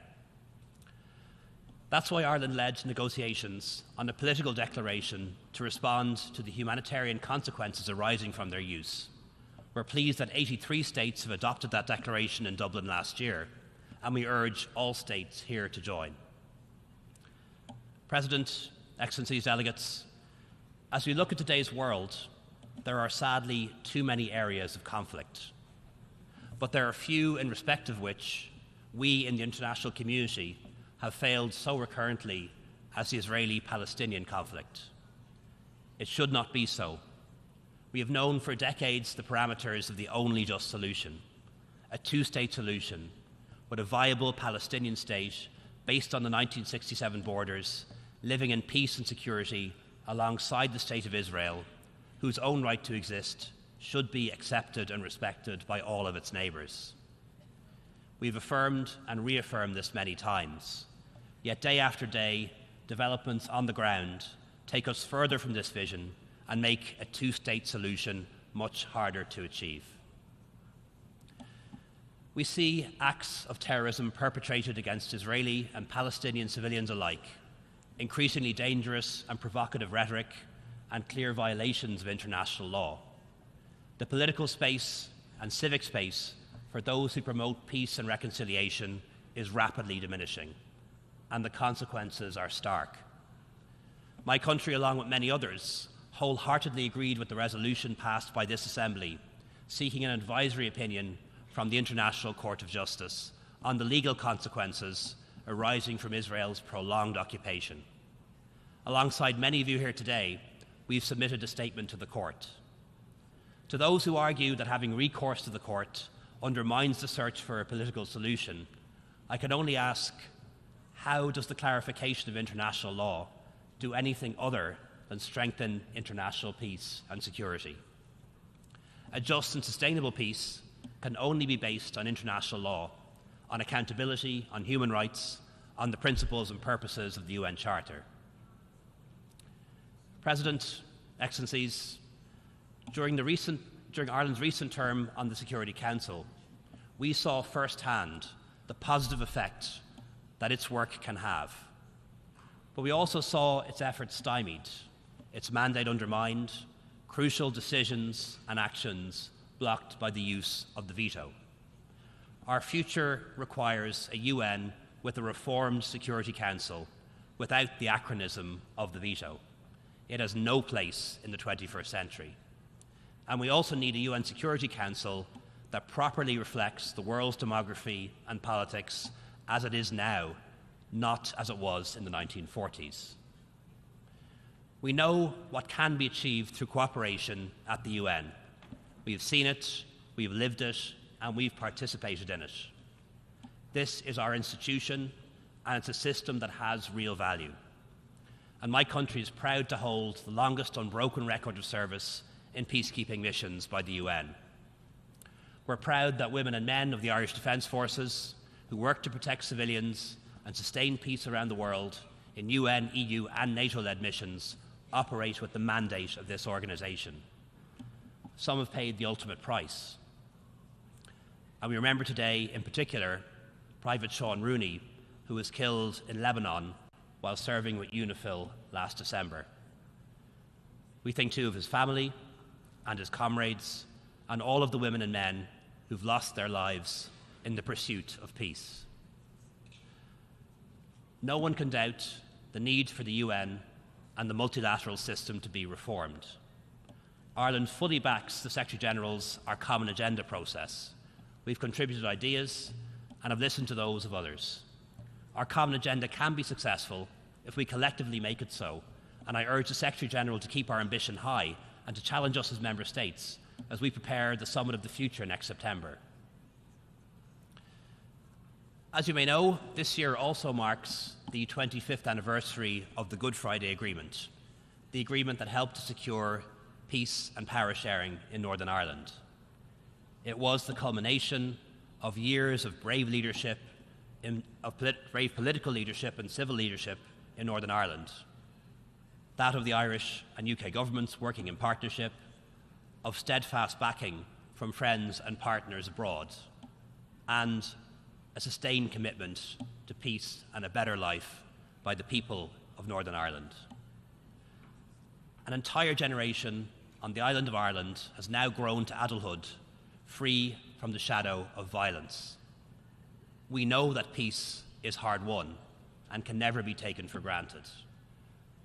We do not presume to know the solutions to conflicts faced by many nations around the world, but we strongly believe that this body that we all belong to, this body that encapsulates hope and ambition, compromise and dedication, has given us the ability to build peace, just, lasting and inclusive peace. Thank you very much. On behalf of the Assembly, I wish to thank the Taoiseach of Ireland for the statement just made, and I request protocol to escort His Excellency. The Assembly will hear an address by His Excellency Deacon Mitchell, Prime Minister and Minister for Infrastructure and Physical Development, Public Utilities, Civil Aviation and Transportation, and Minister for National Security, Home Affairs, Public Administration, Information and Disaster Management of Grenada. I request protocol to escort His Excellency. I have great pleasure in welcoming His Excellency Deacon Mitchell, Prime Minister and Minister for Infrastructure and Physical Development, Public Utilities, Civil Aviation and Transportation, and Minister for National Security, Home Affairs, Public Administration, Information and Disaster Management of Grenada. I invite him to address the Assembly. His Excellency Dennis Francis, President of this 78th session of the United Nations General Assembly, His Excellency Antonio Guterres, Secretary General, heads of state and government, heads of delegations, excellencies, ladies and gentlemen. Mr. President, please accept my warmest greetings and congratulations on your election to the presidency of this 70th session of the United Nations General Assembly.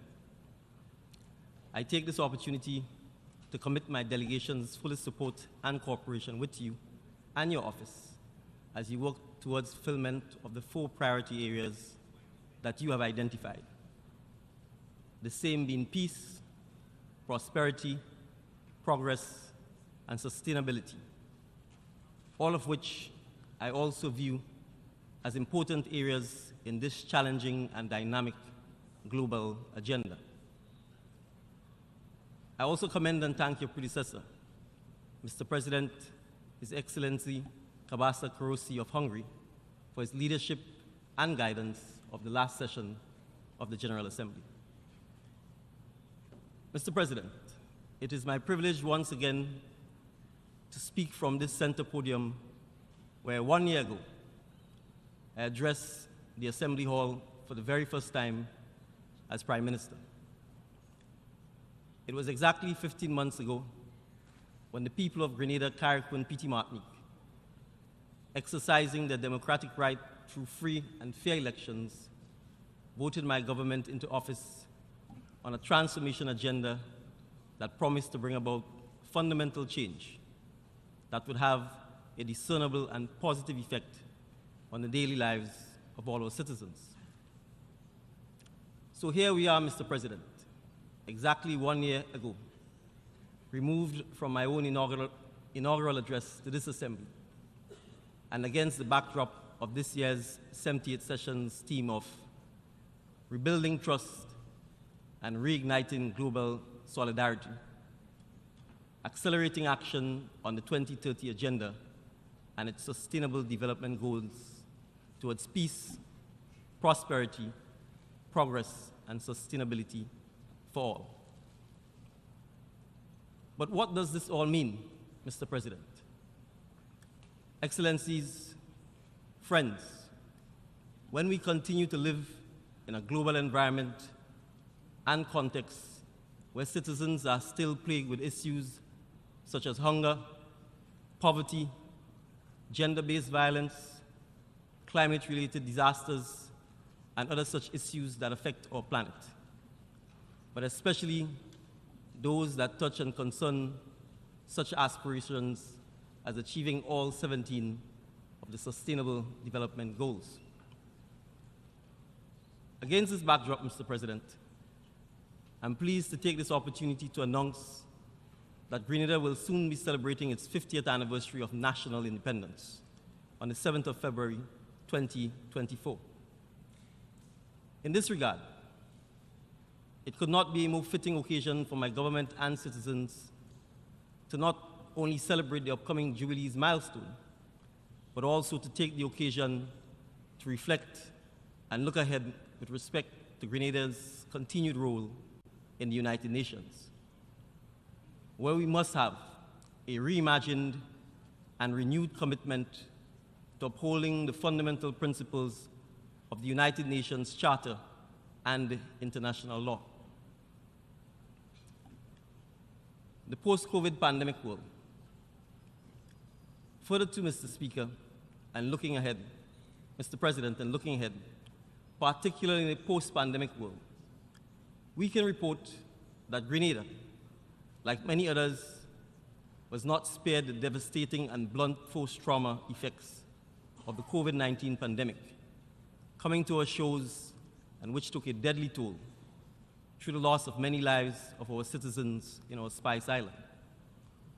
Still, and notwithstanding the many traumatic experiences of that period, Mr. President, a period which saw the tragic loss of lives, lockdowns, mandates, and ultimately some relief through vaccine development, relief and its administration, the resilience of the Grenadian people rang true, and we ultimately prevailed as a people against an invisible enemy who, during its reign, took the lives of those whom we knew and called family and friends and loved ones. But we, as a people, survived.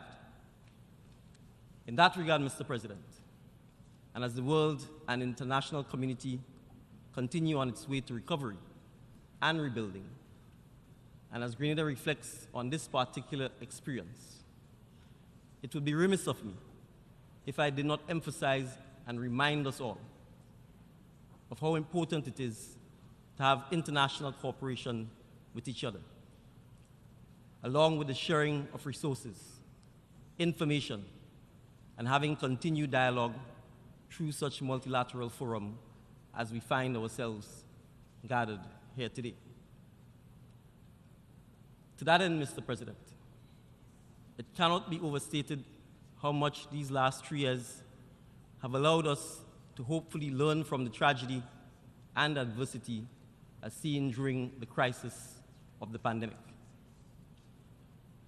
We all must never forget that whenever and wherever there are severe challenges and especially human suffering, the United Nations and its members must come together and respond to such crisis with the greatest urgency through its multilateral efforts and cooperation, so that we can all come together in the aid of our neighbors and citizens in the time of their need.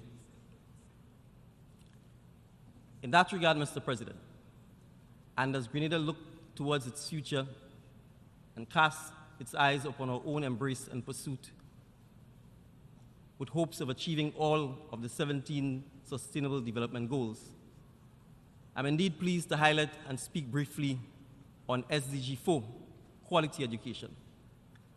On this front, Mr. President, Grenada, under my government's leadership, has made significant advancements in improving access to quality education for all of its citizens of Grenada. Further to Mr. President, and to ensure that no one is left behind, our premier community college for youth exiting the secondary school system in Grenada, the TMRHO Community College, has implemented skills to access the Green Economy Project in partnership with a significant member of this body to allow many of our youth to receive the acquired job-related education and training in a variety of identified vocational disciplines. Additionally, Mr. President, my government has developed and commenced a free tuition policy which allows all students access to a post-secondary school and tertiary level education at no tuition cost to them as part of our commitment to a good quality education to as many a cross-section of our student population and wider population as possible. SDG 5, gender equality. Mr. Speaker, Mr. President, Grenada can also speak to its engagement and implementation work with respect to SDG 5 and the very important issue of gender equality.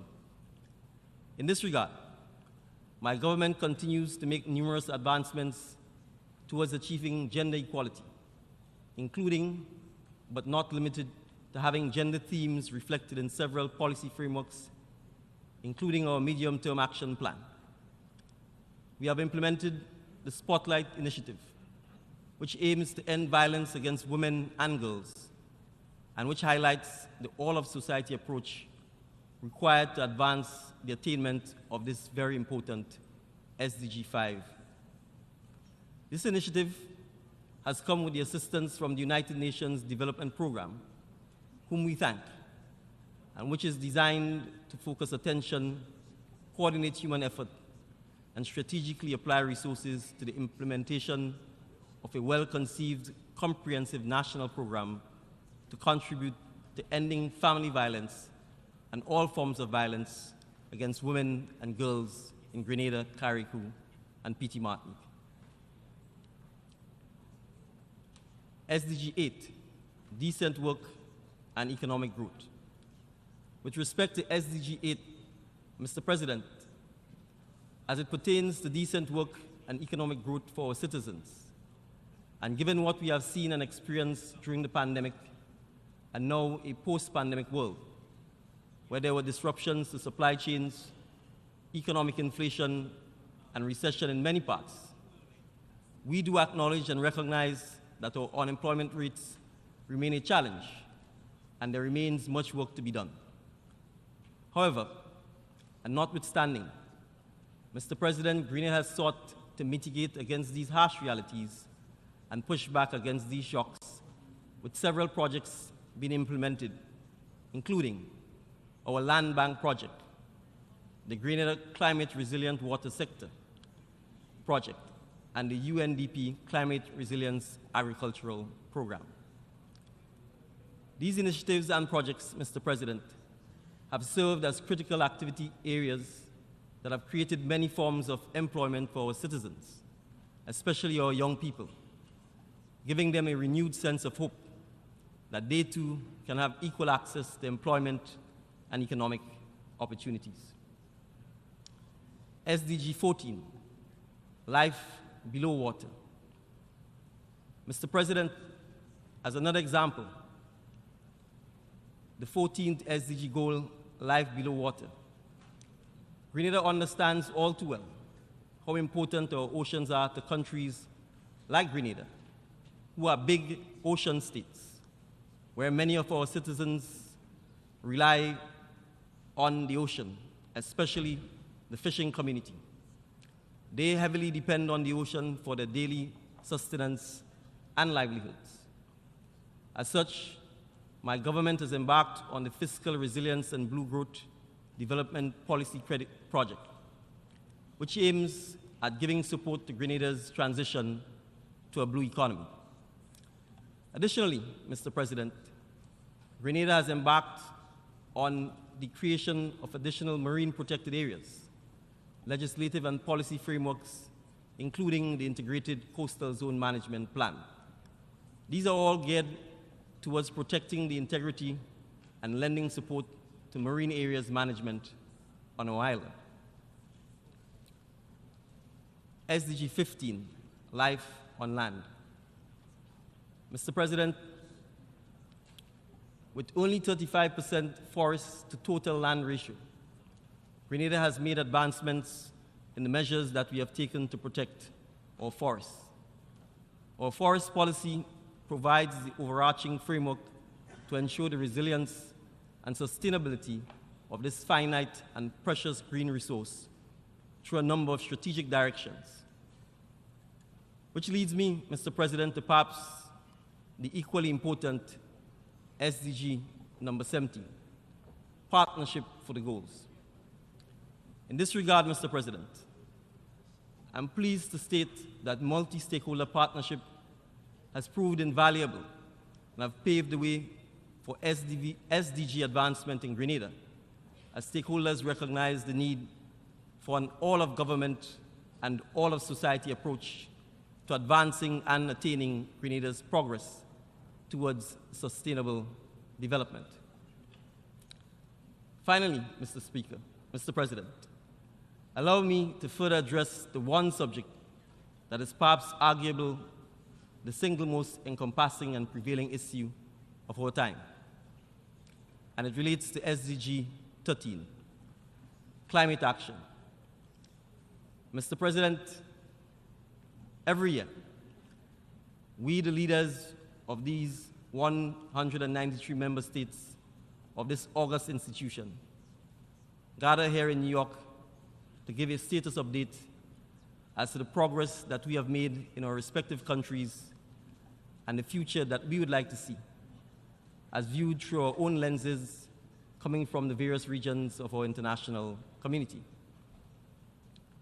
In that context, Mr. President, if there is one thing that we can all be certain of, it is the likely occurrence of a climate disaster of some kind among one or several of our member states, and which will have devastating impacts on our citizens, our economies, and inevitably affect the state and progress of that country's development.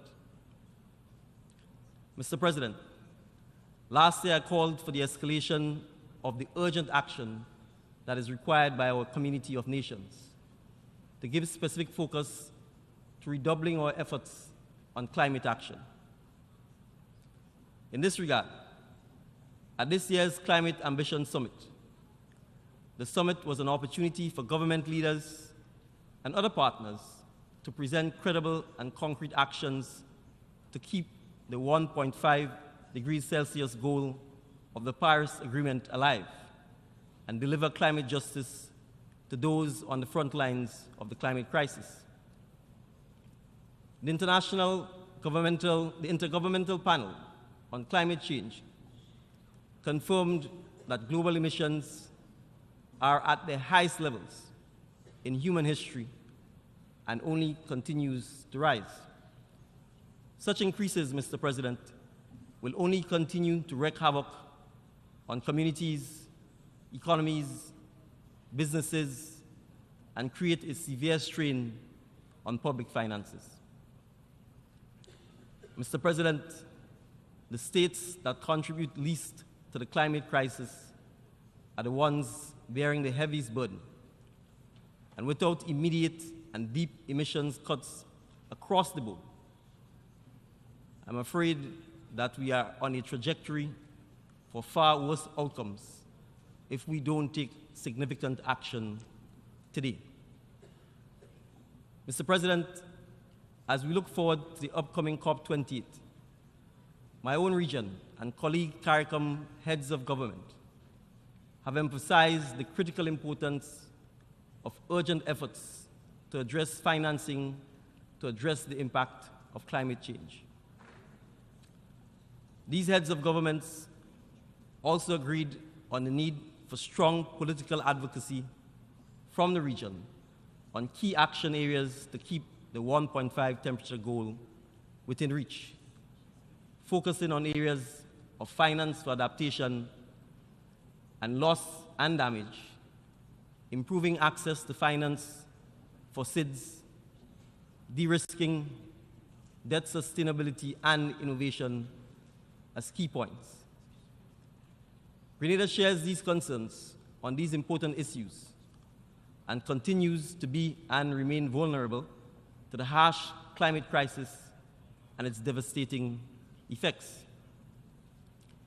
Grenada has implemented several policy frameworks, such as the National Climate Change Policy and the National Adaptation Plan, which are geared towards assisting in advancing the country's strategic approach to climate adaptation and building resilience.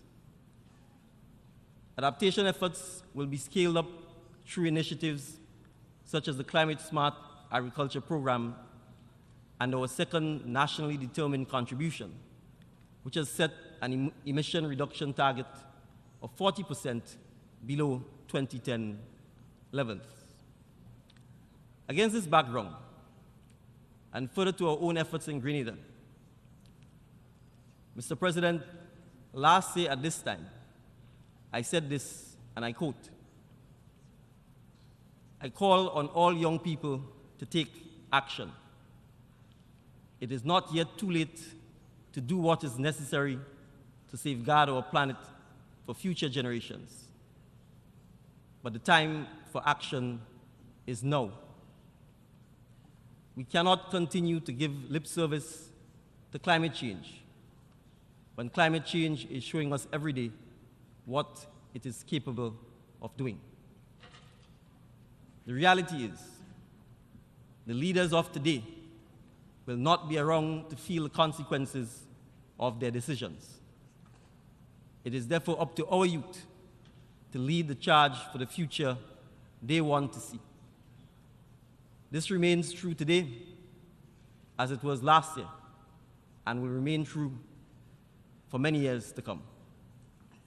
Today, Mr. President, I make the further clarion call for all member states, through their leaders and high-level representatives, to take decisive action and do what is necessary to safeguard our planet for future generations. But the time for such action is now, Mr. President. Now is the time for global country leaders to follow through on those commitments made at the multilateral level. Our goal as responsible citizens should be to leave this planet in as good a condition, if not much better, than we actually found it. Finally, Mr. President, on issues concerning those of us in the global south of the Caribbean archipelago. Mr. President, being conscious of your first priority pillar, that of peace, we renew our call that the Caribbean region continues to remain a zone of peace and an environment that contributes to social, economic, and environmental development of all Caribbean states and the world at large. In this regard, and in light of the just concluded successful G77 and China summit in Havana, Cuba, Grenada reiterates its call for the removal of the US-imposed economic, commercial, and financial blockade against Cuba, and a further call for Cuba to be removed from the US State Department's list of countries that are co-sponsors of terrorism, and that it be allowed to rejoin and be renamed among the peaceful, loving nations of the international community. Still in our Caribbean community, Mr. President, Grenada remains deeply concerned and must also raise awareness over the deteriorating situation in the rule of law in Haiti and the very troubling escalation of violence in our fellow CARICOM member state. The urgent support of the international community needs to be ramped up, in particular in the humanitarian and security areas where the needs are greatest. The need for robust security assistance to counter the rampaging armed gangs is clear. Yet the decision to enable this is meandering slowly through the Security Council. CARICOM welcomes the government of Kenya's willingness to lead such a multinational force and the offers of support from Rwanda, the Bahamas, and Jamaica to contribute personnel. The Caribbean community hopes that the establishment of a multinational force will receive endorsement by the United Nations Security Council as a demonstration of the commitment of the international community to support the restoration of law and order and to improve the humanitarian conditions of the people of Haiti. Inter-Haitian dialogue is also key to any progress in addressing the multifaceted crisis. CARICOM, for its part, is providing its good offices through an eminent persons group consisting of 3 former prime ministers of the region to facilitate these efforts. A resolution of the political crisis in Haiti is also key to free and fair elections to place the country back on a constitutional path and to open the door to an improved future for its citizens. The people of Haiti deserves no less. In that regard, Mr. President, Grenada calls on all friends of Haiti and the good offices of the Secretary General to continue to support the people of Haiti. With respect to the Republic of Venezuela, Mr. President, we further reiterate and also remain resolute in our call for an end to the imposition of unilateral coercive measures against Venezuela, contrary to the rules and principles of international law and the Charter of the United Nations. In conclusion, Mr. President, with a challenging, complex, yet dynamic global agenda, it is still incumbent upon us as global leaders to still look to a world with a renewed sense of hope and sincere optimism. It is with that renewed sense of hope that we must continue to press forward and aim to achieve not just the 17 SDGs of this multilateral forum, but we must seek to dramatically affect the greater good, the human lives that we have been entrusted to lead. It is a position that I do not take for granted, Mr. President, but envision, along with my government, that the pursuit of those goals pursuant to the 2030 Agenda can be met and will be met.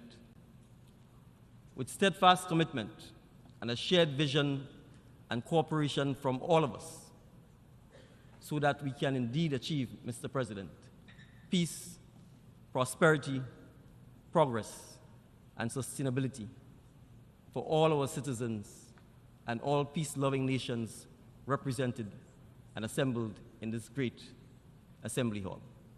Thank you.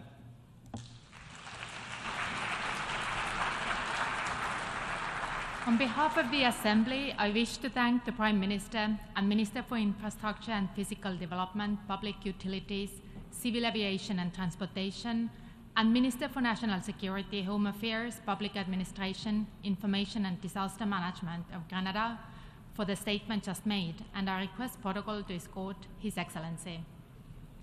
The Assembly will hear an address by His Excellency Kauseu Natano, Prime Minister of Tuvalu. I request protocol to escort His Excellency. I have the great pleasure in welcoming His Excellency Kauseu Natano, Prime Minister of Tuvalu. I invite him to address the Assembly.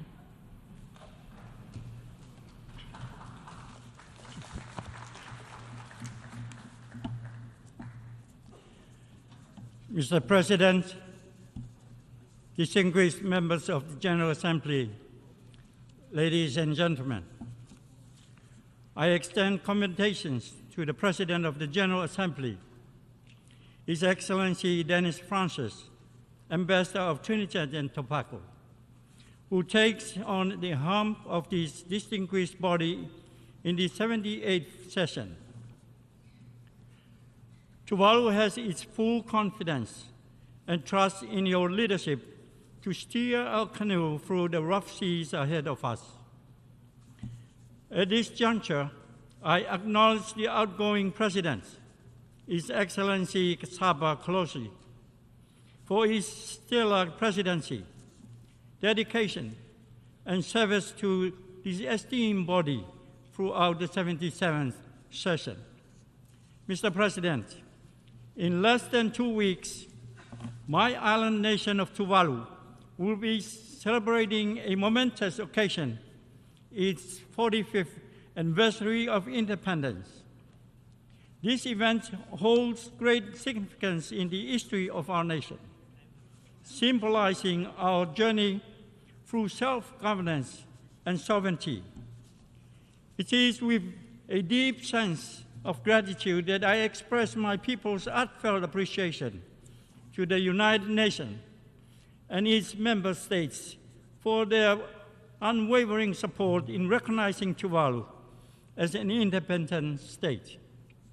This recognition was further solidified 23 years ago when Tuvalu officially became a member of this esteemed organization in September 2000. Tuvalu's membership in the United Nations serves as a more than a symbolic gesture. It represents a beacon of hope for our country, assuring us of the international community's commitment to safeguarding our sovereignty, even in the face of multifaceted challenges and existential threats. The United Nations, with its noble values centered around peace, security, and prosperity, radiates hope and assurance to small and vulnerable nations like Tuvalu. Being a member of this esteemed organization gives us confidence in our ability to navigate these uncertain times and reinforces our belief that we are not alone in our pursuit of a prosperous and secure future. Mr. President, I would like to take a moment to express Tuvalu's heartfelt condolences to all those who have been affected by recent natural disasters. Our hearts go out to the victims of the earthquake in Morocco and the flash flooding in Libya this month, as well as the wildfire in Hawaii in August this year. We also extend our sympathy to those who have suffered as a result of conflicts in Africa and the war in Ukraine. Mr. President, turning now to the theme, Tuvalu wholeheartedly embraces these powerful narratives put forth by the 78th President of the General Assembly, as it aligns perfectly with our goal of creating a sustainable future for our nation and the world at large. It is imperative that we demonstrate unwavering commitment to the principles set forth in the UN Charter and prioritize the well-being of our planet and all its inhabitants. To fulfill this theme, we must first focus on rebuilding trust among nations and international institutions. The erosion of trust has embedded global cooperation and stymied progress towards the Sustainable Development Goals. We must work towards repairing relationships, promoting transparent and accountable governance, and fostering an environment of collaboration and mutual respect. By doing so, we can restore faith in international institutions and cultivate partnerships that will enable us to effectively address the challenges of our time. Similarly, reigniting global solidarity requires us to prioritize peace-building efforts. Peace is a fundamental prerequisite for sustainable development. As conflicts and instability hinder progress towards the SDGs, we must invest in conflict prevention, peacekeeping, and post-conflict reconstruction to ensure that communities can thrive and effectively work towards achieving the goals outlined in the 2030 Agenda. And to accelerate action on the 2030 Agenda and its Sustainable Development Goals, it requires collective efforts and collaboration on a global scale. We must recognize that we are all interconnected, and the prosperity and well-being of one nation ultimately impacts the entire planet. Tuvalu, therefore, welcomes the theme because it entails rebuilding trust, promoting global solidarity, prioritizing peace-building, fostering prosperity, and advancing sustainability, which can make significant strides towards a more equitable, peaceful, and sustainable future for all. Mr. President, let me now make some reflection on the important events of the high-level week that took place concurrently to the general debate this week. Tuvalu applauds the two-day SDG summits, which served as an important platform for member states to collectively assess the progress made towards achieving the Sustainable Development Goals. It provides an opportunity to recognize and address the specific challenges faced by each country in their pursuit of these goals.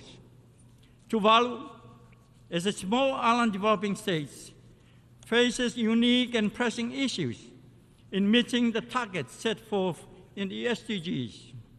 Fundamentally, the threat of climate change and the rising sea levels poses the greatest challenge to the sustainable development we strive to achieve for our people.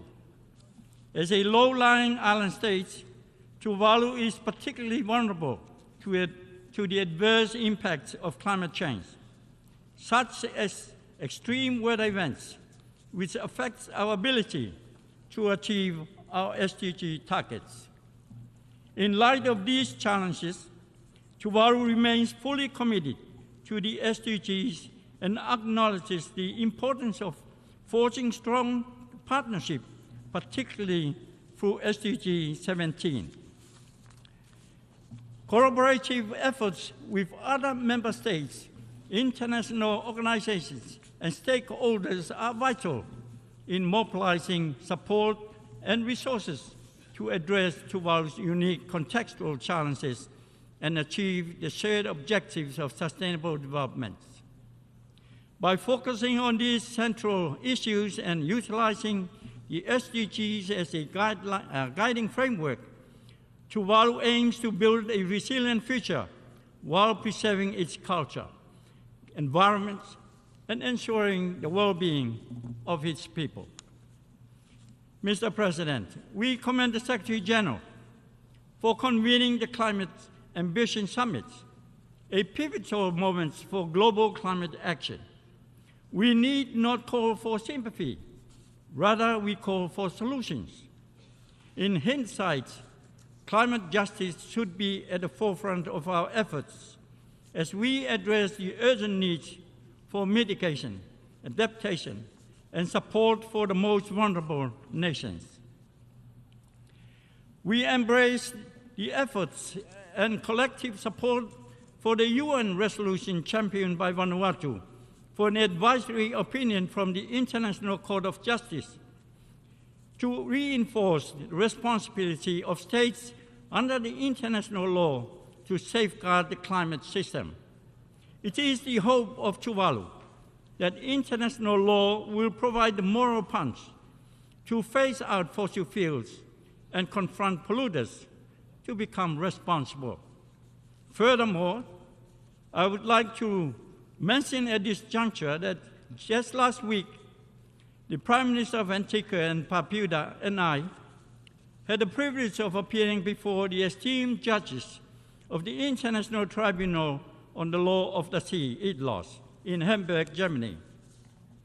Our purpose was to present our arguments and submissions regarding an advisory opinion, similar to that of Vanuatu, but relating to the obligations of state parties under Part 12 of the United Nations Conventions on the Law of the Sea, UNCLOS, specifically in terms of protecting and preserving the marine environment in relation to climate change impacts, including ocean warming and sea level rise and ocean acidification. Tuvalu urged all UN members to support Vanuatu and us, Antigua and Barbuda and Tuvalu, by submitting the endorsement for the advisory opinions, objectives. It is crucial for us to come together in pursuit of climate justice, as the urgency of the matter cannot be overstated. We eagerly anticipate swift actions from these judicial branches of these esteemed organizations, because justice delayed is justice denied. Mr. President, we applaud the Secretary General for organizing the Summit for the Future, as it highlights the immense importance of ensuring a prosperous future for everyone. The world is witnessing a rapid and transformative shift towards a digital era. And we believe that embracing this digital transformation is crucial for the progress of both the global community, particularly small island developing states like Tuvalu. The vision of digital transformation under our Future Now project advocates the idea of creating a digital nation that maps and preserves Tuvalu's identity and values for us and our generation to come. This digital revolution ensures that no one is left behind, as it empowers individuals and communities with knowledge, connectivity, and access to essential services. For Tuvalu, the adoption of digital nation approach can have a profound impact on addressing resource and geographical challenges. It will enable Tuvaluans to access education, health care, and economic opportunities that were previously out of reach. By embracing digital technologies, Tuvalu will equip itself with the tools to implement innovative solutions that address climate and environmental concerns. Overall, the concept of digital nation and the digital transformation it entails are pivotal to harness progress, inclusivity, and sustainability of Tuvalu and the world over. Despite our vision of a digital nation, it is crucial to acknowledge that our ultimate future as a recognized sovereign state depends on our ability to strengthen our resilience. In pursuing this goal, Tuvalu has developed a comprehensive long-term adaptation plan known as the LTAP. Serving as our flagship survival adaptation project, the LTAP aims to address the imminent threat of rising sea levels by reclaiming and elevating our land territory. This ambitious endeavor is crucial in ensuring that Tuvalu can provide a sustainable habitat for our population well into the next century and beyond. By prioritizing the LTAP, Tuvalu is taking proactive steps to secure our nation's survival and create a resilient future for our people. Mr. President, at this juncture, allow me to highlight our specific aspirations and initiatives. As a country whose physical existence, lives and livelihoods are at stake, Tuvalu cannot afford to take the back seat and spectate while others maneuver their own interest in our multilateral process to address climate change, particularly sea level rise. On the heels of the successful Rising Nation initiative, the RNI, that launched this time last year, we propose to establish a coalition on sea level rise and existential threat known as CSET initiative. This initiative aims to bring together like-minded states and stakeholders to collectively address the pressing issues of protecting statehood, sovereignty, territorial integrity, and livelihoods in the face of rising sea levels. Tuvalu believes that the coalition has a unique role in highlighting and addressing the impact of climate change and sea level rise on vulnerable nations. The aim is to attract greater attention and action from the international community by amplifying the voices of small island developing states and other nations facing similar challenges. Tuvalu expresses gratitude to countries and stakeholders, in particular Germany, who have already shown interest in joining this important endeavor. In addition to the CSET initiative, Tuvalu calls for stronger global action on phasing out fossil fuel production and consumption. At the Climate Ambition Summit on Wednesday this week, Tuvalu made a call for countries to join us, alongside Vanuatu and other Pacific nations, to negotiate a fossil fuel non-proliferation treaty, a new instrument that would reduce reliance on fossil fuels, promote sustainable development through accelerating the just transition to renewable energy sources, and curb greenhouse gas emissions. Mr. President, Tuvalu, as an island state surrounded by the ocean, is fully committed to the signing and effective implementation of the Biodiversity National Jurisdiction, the BBNJ agreement. Our unison with others to sign the BBNJ agreement this week is testament to our genuine commitment to the values and purpose of this international legal instrument. Given our heavy reliance on fisheries and marine resources, through signing this agreement, Tuvalu pays tribute to the importance of preserving the health and diversity of the ocean ecosystems for both its own sustainability and the well-being of the global community. Mr. President, the preamble of the UN Charter begins with "We the people." It's a powerful statement by this august body to underscore human dignity and human rights as equal people, men and women, boys and girls of all races and colors. It entails inclusivity, non-discrimination, and oneness of humankind that the United Nations must uphold. Sadly, many people and communities have not been given the same treatment. Tuvalu therefore calls for this esteemed body to ensure the participation of everyone worldwide, including the people of Taiwan. We must make the necessary arrangement for Taiwan to meaningfully participate in relevant UN specialized agencies and mechanisms. Taiwan must be allowed to participate in key UN organizations because Taiwan is widely known for being an able, trustworthy, and willing partner, greatly contributing to collective efforts that address pressing global issues under the purview of these UN agencies. It is unfortunate that the people of Cuba still endure the economic hardship imposed by long-standing unilateral economic blockades.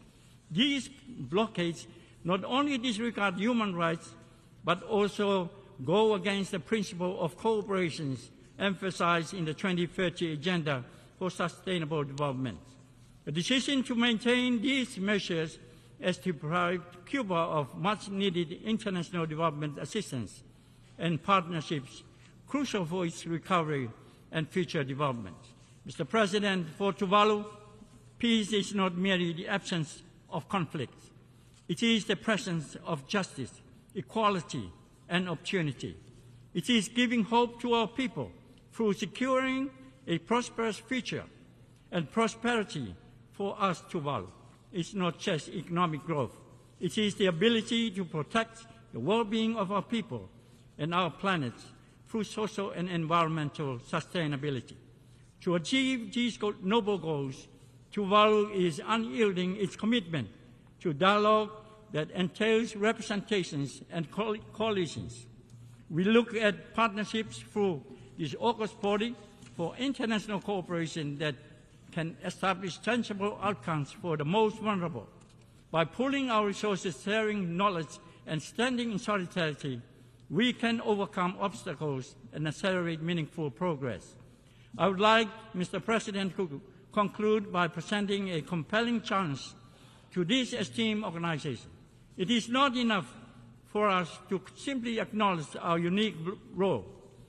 We must also actively demonstrate our commitment to defending and promoting the core values and principles enshrined in the UN Charter.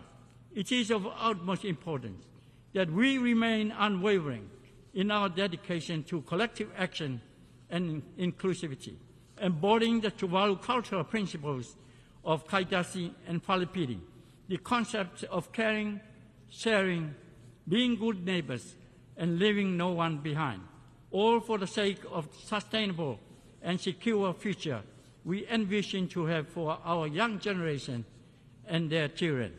By embodying these noble concepts in our actions, we have the potential to create a brighter and more promising future for humanity and our planet. Let us always bear in mind that the choices we make and the actions we take today will echo through countless generations to come.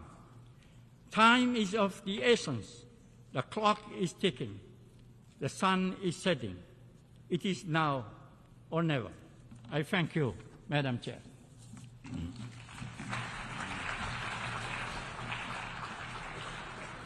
On behalf of the Assembly, I wish to thank the Prime Minister of Tuvalu for the statement just made, and I request protocol to escort His Excellency. The Assembly will hear an address by His Excellency Ariel Henry, Prime Minister and Minister of Culture and Communication of the Republic of Haiti. I request protocol to escort His Excellency. I have great pleasure in welcoming His Excellency Ariel Henry, Prime Minister and Minister of Culture and Communication of the Republic of Haiti. I invite him to address the Assembly.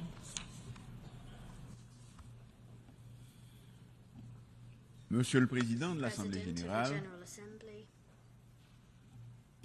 Monsieur le Secrétaire général, Excellences, Mesdames, Messieurs les chefs d'État et de gouvernement, Mesdames, Messieurs les chefs de délégation, distingués délégués, chers compatriotes, qu'il me soit tout d'abord permis d'adresser mes félicitations aux frères de la Caraïbe Son Excellence M. Denis Francis pour son élection à la présidence de la 78e session ordinaire de l'Assemblée générale des Nations unies. Je saisis l'occasion pour redire au secrétaire général Antonio Gutiérrez toute la gratitude du peuple haïtien qui a apprécié à sa juste valeur sa récente visite au pays et son soutien indéfectible à la démarche d'Haïti auprès du Conseil de sécurité pour l'obtention d'un soutien robuste à la police nationale d'Haïti. Monsieur le Président, je me félicite du thème choisi pour guider nos interventions au cours de cette session. Rétablir la confiance et raviver la solidarité mondiale, accélérer l'action menée pour réaliser le programme 2030 et ses objectifs de développement durable en faveur de la paix, de la prospérité, du progrès et de la durabilité pour tout le monde. Il nous incombe d'examiner et de proposer des solutions aux principaux défis mondiaux susceptibles de faire progresser la paix, la sécurité et le développement durable. En effet, il est difficile de concevoir le développement sans la paix et la sécurité. Il faut faire preuve de solidarité et de détermination pour relever ces défis. Le monde, à la veille de l'échéance de 2030, va mal. L'éclatement de nombreux conflits aux conséquences désastreuses pour les populations civiles, la multiplication des crises sécuritaires, sanitaires, alimentaires, sont là pour nous rappeler que nous nous éloignons des grands idéaux de la Charte des Nations Unies. J'en veux pour preuve l'insécurité alimentaire engendrée par les conflits et les violences. Le rapport mondial 2023 sur les crises alimentaires indique que 258 millions de personnes étaient en situation d'insécurité alimentaire aiguë et avaient besoin d'une aide alimentaire d'urgence en 2022. C'est pourquoi mon pays avait pris part au débat public de haut niveau sur la famine et l'insécurité alimentaire mondiale provoquée par les conflits, qui a été organisé au mois d'août dernier par le Conseil de sécurité pour tirer la sonnette d'alarme. L'économie mondiale, depuis la crise du Covid-19, se trouve dans une situation de stagnation. L'inflation frappe de nombreuses économies et les perspectives de croissance ne sont pas encourageantes. Monsieur le Président, cette situation n'est pas sans conséquence sur les pays les moins avancés, notamment Haïti, qui doit constamment faire face à la volatilité des prix et à une terrible crise aggravée par la détérioration de la situation sécuritaire du pays. Il convient également de mentionner dans ce décor inquiétant les changements climatiques qui représentent pour les petits États insulaires comme Haïti un danger permanent, les mettant à rude épreuve. Au passage de chaque ouragan, les économies de la région Caraïbe subissent des pertes énormes qui remettent en question des avancées significatives enregistrées sur le plan socio-économique et politique par la destruction des infrastructures économiques, éducatives, sanitaires et énergétiques. Cette session m'offre l'occasion, en ma qualité de chef de gouvernement d'Haïti, d'exposer la situation du pays plongé dans une crise profonde depuis des années, à laquelle je m'évertue à trouver des réponses concrètes et durables. C'est une crise structurelle et multidimensionnelle qui a impacté nos institutions et qui empêche le développement économique et le progrès social. Elle a atteint aujourd'hui sa phase critique avec la dégradation de la situation sécuritaire, où la population subit quotidiennement les attaques violentes des gangs armés qui contrôlent plusieurs quartiers de la capitale et de certaines villes de province. Ils assassinent, incendient, pillent, violent, avec une rare cruauté. Ils chassent les habitants de leurs maisons, bloquent les routes et contraignent les écoles, les hôpitaux et les commerces à fermer leurs portes. La détérioration de la situation sécuritaire ces dernières semaines a engendré une nouvelle crise humanitaire avec des déplacés qui occupent de façon spontanée plusieurs sites pour échapper à la violence des gangs. Plus de 25 écoles de la capitale sont investies par des déplacés internes, estimé à plus de 16 500.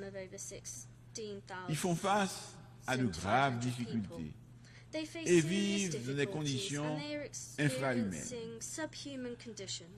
La menace sanitaire est aussi présente avec des cas de choléra signalés dans certains sites, ce qui augmente le risque de transmission et pose un vrai problème de santé publique pour la population. Les abus, les violations systématiques des droits de l'homme causées par la violence des gangs compromettent la paix, la stabilité et la sécurité du pays et de la région. Les enlèvements contre rançon, les pillages, les incendies, les récents massacres, la violence sexuelle et sexiste, le trafic d'organes, la traite des personnes, les homicides, les exécutions extrajudiciaires, le recrutement d'enfants soldats, les blocages des routes principales constituent une liste non exhaustive des crimes perpétrés par les gangs armés. Il en résulte de graves conséquences telles que la mauvaise performance de l'économie qui a enregistré 5 années de contraction avec un taux de croissance négatif et une inflation élevée de près de 40%. De surcroît, la crise humanitaire s'accentue. Selon les estimations, 4,9 millions de compatriotes se trouvent dans l'insécurité alimentaire. C'est à peu près la moitié de la population qui vit en dessous du seuil de pauvreté avec moins de $2 américains par jour. Monsieur le Président, nous ne sommes pas là pour accabler ou justifier le passé. Nous sommes ici pour demander aux pays amis, à tous ceux qui, de loin ou de près, regardent notre pays et comprennent qu'il y a quelque chose d'urgent à faire au profit du peuple haïtien, de nous aider à créer un meilleur avenir pour les enfants d'Haïti en rétablissant la sécurité et la stabilité. La République d'Haïti a connu plusieurs chocs successifs ces 15 dernières années, dont 3 tremblements de terre majeurs, plusieurs cyclones et l'assassinat odieux du président Jovenel Moïse en juillet 2021. Il est impossible aujourd'hui d'inventer une histoire ou une rhétorique biaisée sur Haïti. La réalité est là et elle interpelle tout un chacun. Un ensemble de mauvaises décisions, de comportements inappropriés et de radicalismes divers nous ont conduits à cet état de fait. Je sollicite aujourd'hui, une fois de plus, du haut de cette tribune, d'aider les Haïtiens à demeurer chez eux. Ils sont des milliers à chercher ailleurs un mieux-être et la tranquillité que leur terre natale ne leur offre plus, dans un monde où il existe de moins en moins d'Eldorado à cause des aléas climatiques et des crises économiques récurrentes. Je réitère au nom du peuple haïtien et du gouvernement que je dirige la demande de nous prêter main forte pour encadrer la police nationale d'Haïti pour qu'elle puisse répondre réellement aux défis qui s'imposent à elle et à sa mission de protéger les vies et les biens et de servir. Certains pays ont connu des situations similaires à celles que vit mon Haïti actuellement. Ce sentiment de toute puissance des criminels ne doit pas pour longtemps encore résister aux lois de la République et à la volonté de l'ensemble des citoyens de récupérer leur liberté de circuler et de se projeter dans leur pays. Des Haïtiens, il y en a un peu partout, aujourd'hui dans le monde. Et beaucoup espèrent retourner chez eux. Nous sommes reconnaissants à certains pays qui les ont accueillis. Mais je désire pouvoir leur dire qu'aussitôt l'ordre et la stabilité revenus, ils pourront, s'ils le souhaitent, rentrer pour participer au grand combat de la reconstruction.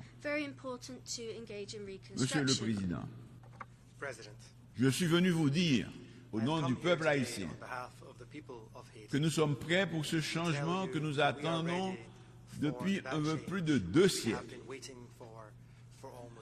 La liberté n'est complète que si elle permet à chaque citoyen de s'accomplir, de vivre dans la dignité et dans des conditions décentes.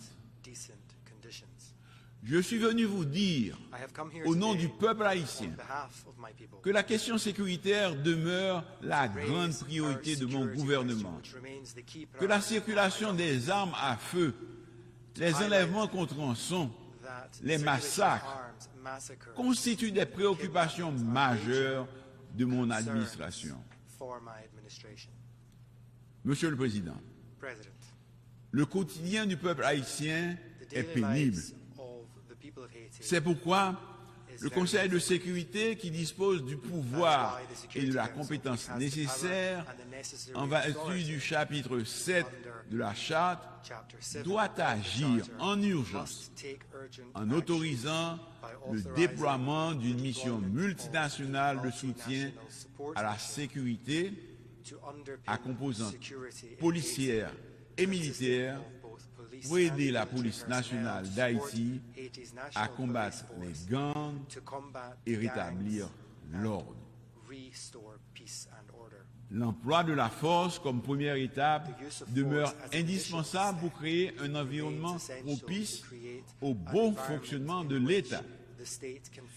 C'est un préalable nécessaire, mais non suffisant. Le développement socio-économique doit être pris en compte pour s'attaquer durablement à l'extrême pauvreté, source de tous nos maux.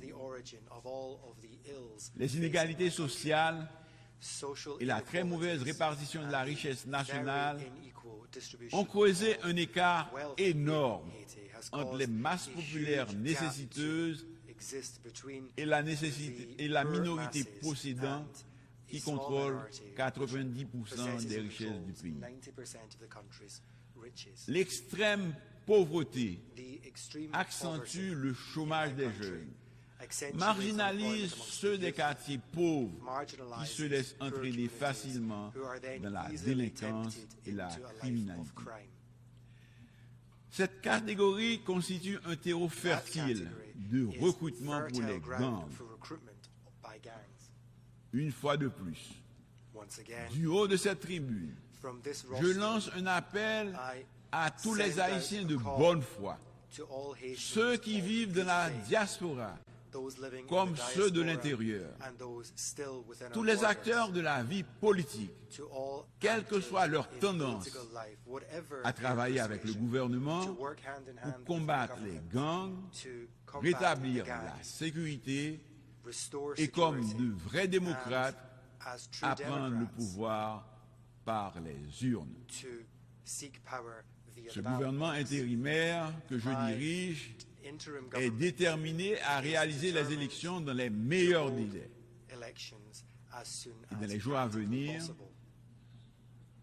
malgré la situation, je finaliserai en accord avec le Haut Conseil de la Transition les démarches pour le lancement du processus électoral avec le support de la communauté internationale. Le gouvernement entend continuer à discuter avec tous les acteurs politiques et ceux de la société civile de mon pays afin de trouver ensemble, dans un élan patriotique, un consensus historique suffisant pour un dénouement heureux à la crise. La démocratie est en difficulté et le pays a besoin d'un retour à la normale pour s'attaquer aux grands défis de l'heure. Je souhaite également la participation significative des femmes et des jeunes de la société civile et de tous les acteurs concernés à l'effort commun pour le redressement d'Haïti. Seul un gouvernement légitime, issu d'élections libres, honnêtes, démocratiques et transparentes, pourrait s'atteler à la tâche de la refondation territoriale, économique, sociale et institutionnelle. Monsieur le Président, je voudrais souligner à la haute attention de la communauté internationale une situation qui s'est développée